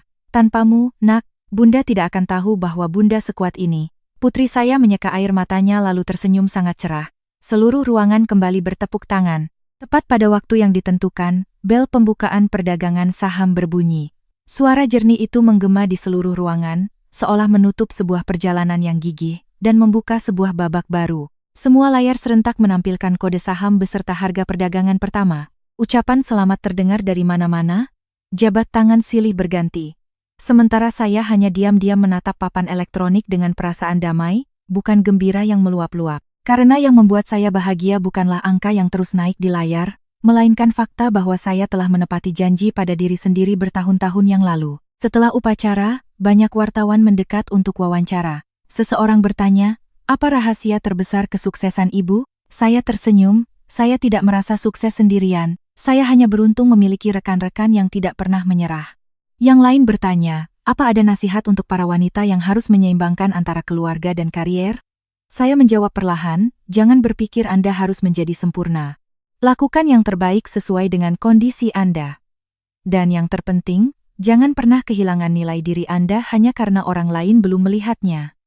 Di kejauhan, Bima diam-diam mendengarkan setiap kata. Dia tersenyum tipis. Dia tahu kata-kata itu bukan hanya untuk para wanita di luar sana, tetapi juga sebagai penutup untuk pernikahan mereka berdua. Sore harinya setelah semua urusan selesai, saya bersama Bima membawa putri kami ke taman seperti yang sudah dijanjikan. Anak itu berlari-lari di atas rumput, tertawa bersama anak-anak lain. Sementara kami berdua duduk di bangku kayu di bawah pohon bungur yang sedang mekar dengan bunga-bunga ungu. Beberapa saat kemudian, Bima berkata, "Dulu aku pikir sukses itu adalah menghasilkan banyak uang, tapi hari ini melihatmu berdiri di atas panggung, aku baru mengerti, sukses juga berarti hidup sesuai dengan apa yang kamu yakini." Saya tersenyum, "Terima kasih." Bima menatap ke arah putrinya, "Aku tidak akan memintamu kembali. Tapi aku ingin berjanji satu hal. Apapun yang terjadi nanti, aku akan tetap menjadi ayah yang baik dan akan selalu menghormati jalan yang telah kamu pilih." Saya mengangguk pelan. "Aku percaya padamu." Bima menoleh ke arah saya. "Kali ini sungguh." Saya tersenyum, aku tahu. Angin sore berhembus pelan, membawa aroma rumput yang baru dipotong dan tawa jernih putri kami. Saya tiba-tiba menyadari ada perpisahan yang tidak berakhir dengan kebencian, melainkan dengan kedewasaan. Ada orang yang tidak lagi berjalan bersama sebagai suami istri tetapi masih bisa saling memberikan rasa terima kasih dan hormat. Dan kebahagiaan ternyata bukanlah tentang menahan seseorang dengan segala cara, melainkan memiliki keberanian untuk melangkah maju ketika jalan bersama telah sampai di ujung. Putri kami berlari ke arah kami, menggandeng tangan kami berdua lalu tersenyum cerah. "Ayah, Bunda, kita foto bareng yuk." Saya dan Bima saling pandang lalu sama-sama tersenyum. "Boleh." Kamera mengabadikan momen kami bertiga berdiri bersama di bawah sinar matahari senja. Bukan lagi sebuah keluarga dalam definisi lama, tetapi tetaplah orang-orang yang akan selalu bersama-sama mencintai gadis kecil di tengah dengan segenap ketulusan. Saya menatap langit biru di atas, di dalam hati tidak ada lagi penyesalan atau dendam. Yang ada hanyalah kedamaian seseorang yang telah melewati jalan berliku untuk melangkah ke babak baru dalam hidupnya. Di mana saya mengerti bahwa nilai seseorang tidak terletak pada bagaimana orang lain melihatnya, melainkan pada bagaimana diri sendiri tidak pernah menyerah pada dirinya. Dan terkadang kehilangan sebuah pernikahan bukanlah kehilangan segalanya, melainkan kesempatan bagi kedua belah pihak untuk menemukan versi yang lebih baik dari diri mereka masing-masing. Mungkin sampai di sini cerita kita benar-benar telah berakhir. Tidak ada lagi perdebatan, tidak ada lagi kata-kata menyalahkan, juga tidak ada lagi usaha menoleh ke belakang untuk bertanya siapa yang benar dan siapa yang salah. Yang tersisa hanyalah keheningan yang sangat ringan, seperti ketika hujan reda, langit masih dihiasi awan-awan yang mengambang tetapi sinar matahari sudah mulai menembus celah-celah daun. Dan terkadang, justru kedamaian itulah yang menjadi akhir terindah dari sebuah perjalanan yang penuh gejolak.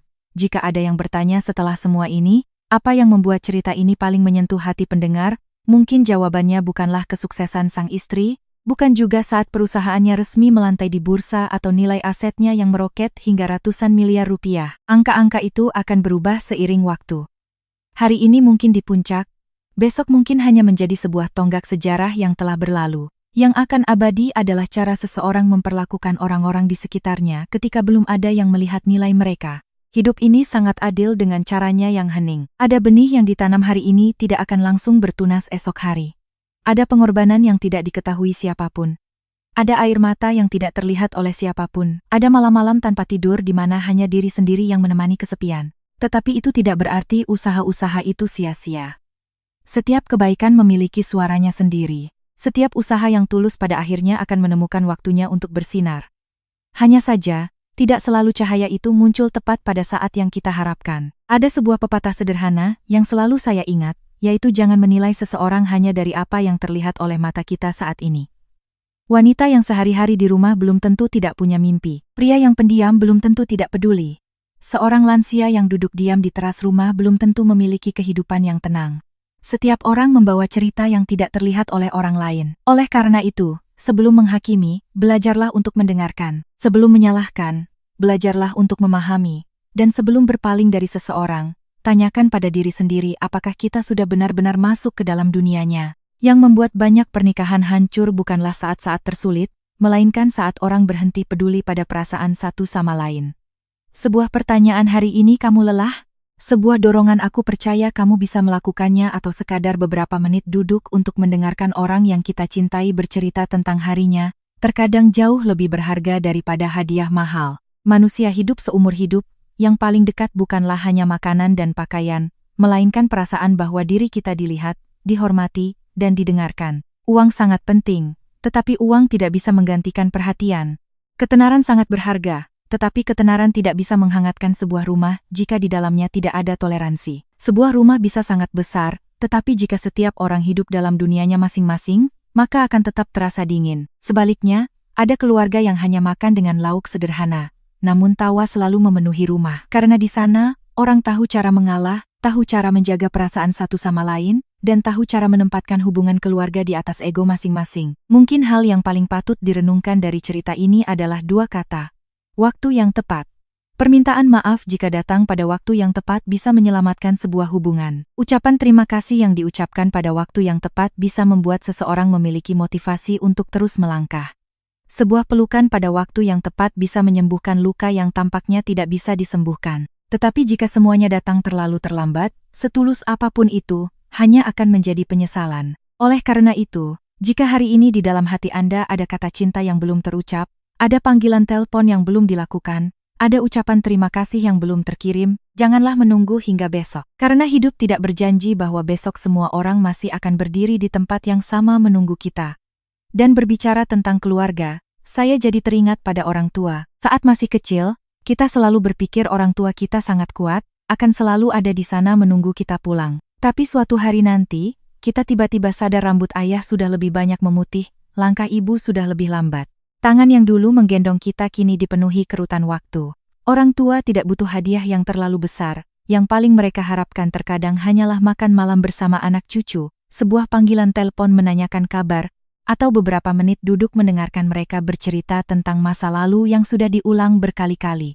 Jangan sampai saat kursi di teras rumah sudah kosong, baru kita sadar telah melewatkan begitu banyak hal sederhana. Bakti kepada orang tua tidak pernah diukur dari nilai hadiah, melainkan dari kehadiran. Hadir saat orang tua membutuhkan, hadir saat mereka sakit, hadir saat mereka hanya ingin melihat anak cucu berkumpul. Waktu yang dihabiskan untuk orang yang melahirkan kita adalah satu-satunya investasi yang tidak akan pernah membawa penyesalan. Sayangnya, Banyak orang baru mengerti hal itu ketika sudah tidak ada lagi kesempatan untuk menebusnya. Nanti, kita juga akan menua seperti orang tua kita. Anak-anak kita juga akan tumbuh dewasa dan memiliki kehidupan sendiri. Apa yang mereka lihat dari cara kita memperlakukan kakek nenek, pasangan hidup, tetangga, atau orang yang lebih lemah dari kita akan menjadi pelajaran hidup yang lebih nyata daripada nasihat manapun. Anak-anak tidak tumbuh besar dari ceramah panjang. Mereka tumbuh besar dengan mengamati cara orang dewasa hidup setiap hari. Jika ingin anak tahu cara mencintai, biarkan mereka melihat cinta. Jika ingin anak tahu berterima kasih, biarkan mereka melihat rasa terima kasih. Jika ingin anak menjadi orang baik, pertama-tama kita harus hidup dengan baik. Kebaikan bukanlah melakukan hal-hal besar. Kebaikan terletak pada setiap tindakan kecil, seperti mengucapkan terima kasih kepada pelayan, memberikan tempat duduk kepada orang yang lebih tua, menepati janji meskipun tidak ada yang mengingatkan, tidak memanfaatkan kepercayaan orang lain. Ketika bisa membantu seseorang, kita rela mengulurkan tangan tanpa perhitungan. Hal-hal kecil itu jika dikumpulkan setiap hari akan membuat hidup ini jauh lebih hangat. Seseorang pernah bertanya, apa aset paling berharga yang bisa ditinggalkan seseorang setelah meninggal dunia? Menurut saya, itu bukanlah rumah mewah atau angka di rekening bank. Yang akan bertahan paling lama adalah kenangan indah di hati orang lain. Ketika seseorang menyebut nama kita, mereka tersenyum, bukan menghela napas. Ketika kita melewati suatu tempat, orang masih ingat pernah ada seseorang yang hidup dengan tulus, dengan terhormat, dan selalu memperlakukan semua orang dengan baik. Jika hari ini Anda bahagia, hargailah. Jika hari ini Anda masih punya orang tua untuk dicintai, luangkan waktu untuk mereka. Jika hari ini di samping Anda masih ada seseorang yang diam-diam menemani, jangan anggap kehadiran mereka sebagai hal yang biasa. Tidak ada orang yang dilahirkan untuk selamanya menunggu orang lain menyadari nilainya. Cinta perlu dipupuk dengan perhatian setiap hari. Keluarga perlu dijaga dengan toleransi setiap hari. Dan karakter seseorang juga terbentuk dari pilihan-pilihan kecil setiap harinya. Terima kasih telah meluangkan waktu untuk menemani cerita ini hingga akhir. Semoga setelah menutup perjalanan para tokoh, kita semua bisa membuka perjalanan baru untuk diri kita sendiri. Perjalanan untuk lebih banyak mencintai, lebih banyak mendengarkan, dan lebih banyak menghargai hal-hal sederhana di sekitar kita. Semoga setiap keluarga selalu dipenuhi tawa, setiap makan malam selalu ada yang menunggu pulang. Setiap anak masih punya kesempatan untuk berbakti pada orang tua. Setiap pasangan hidup bisa melihat pengorbanan diam-diam pasangannya sebelum semuanya menjadi terlambat. Dan di atas segalanya, semoga kita semua, dimanapun kita berada, sesukses apapun kita, tetap memiliki hati yang hangat, karakter yang baik, dan jiwa yang menghargai hubungan antar manusia. Karena itulah kekayaan yang tidak bisa diambil oleh siapapun dari kehidupan setiap orang.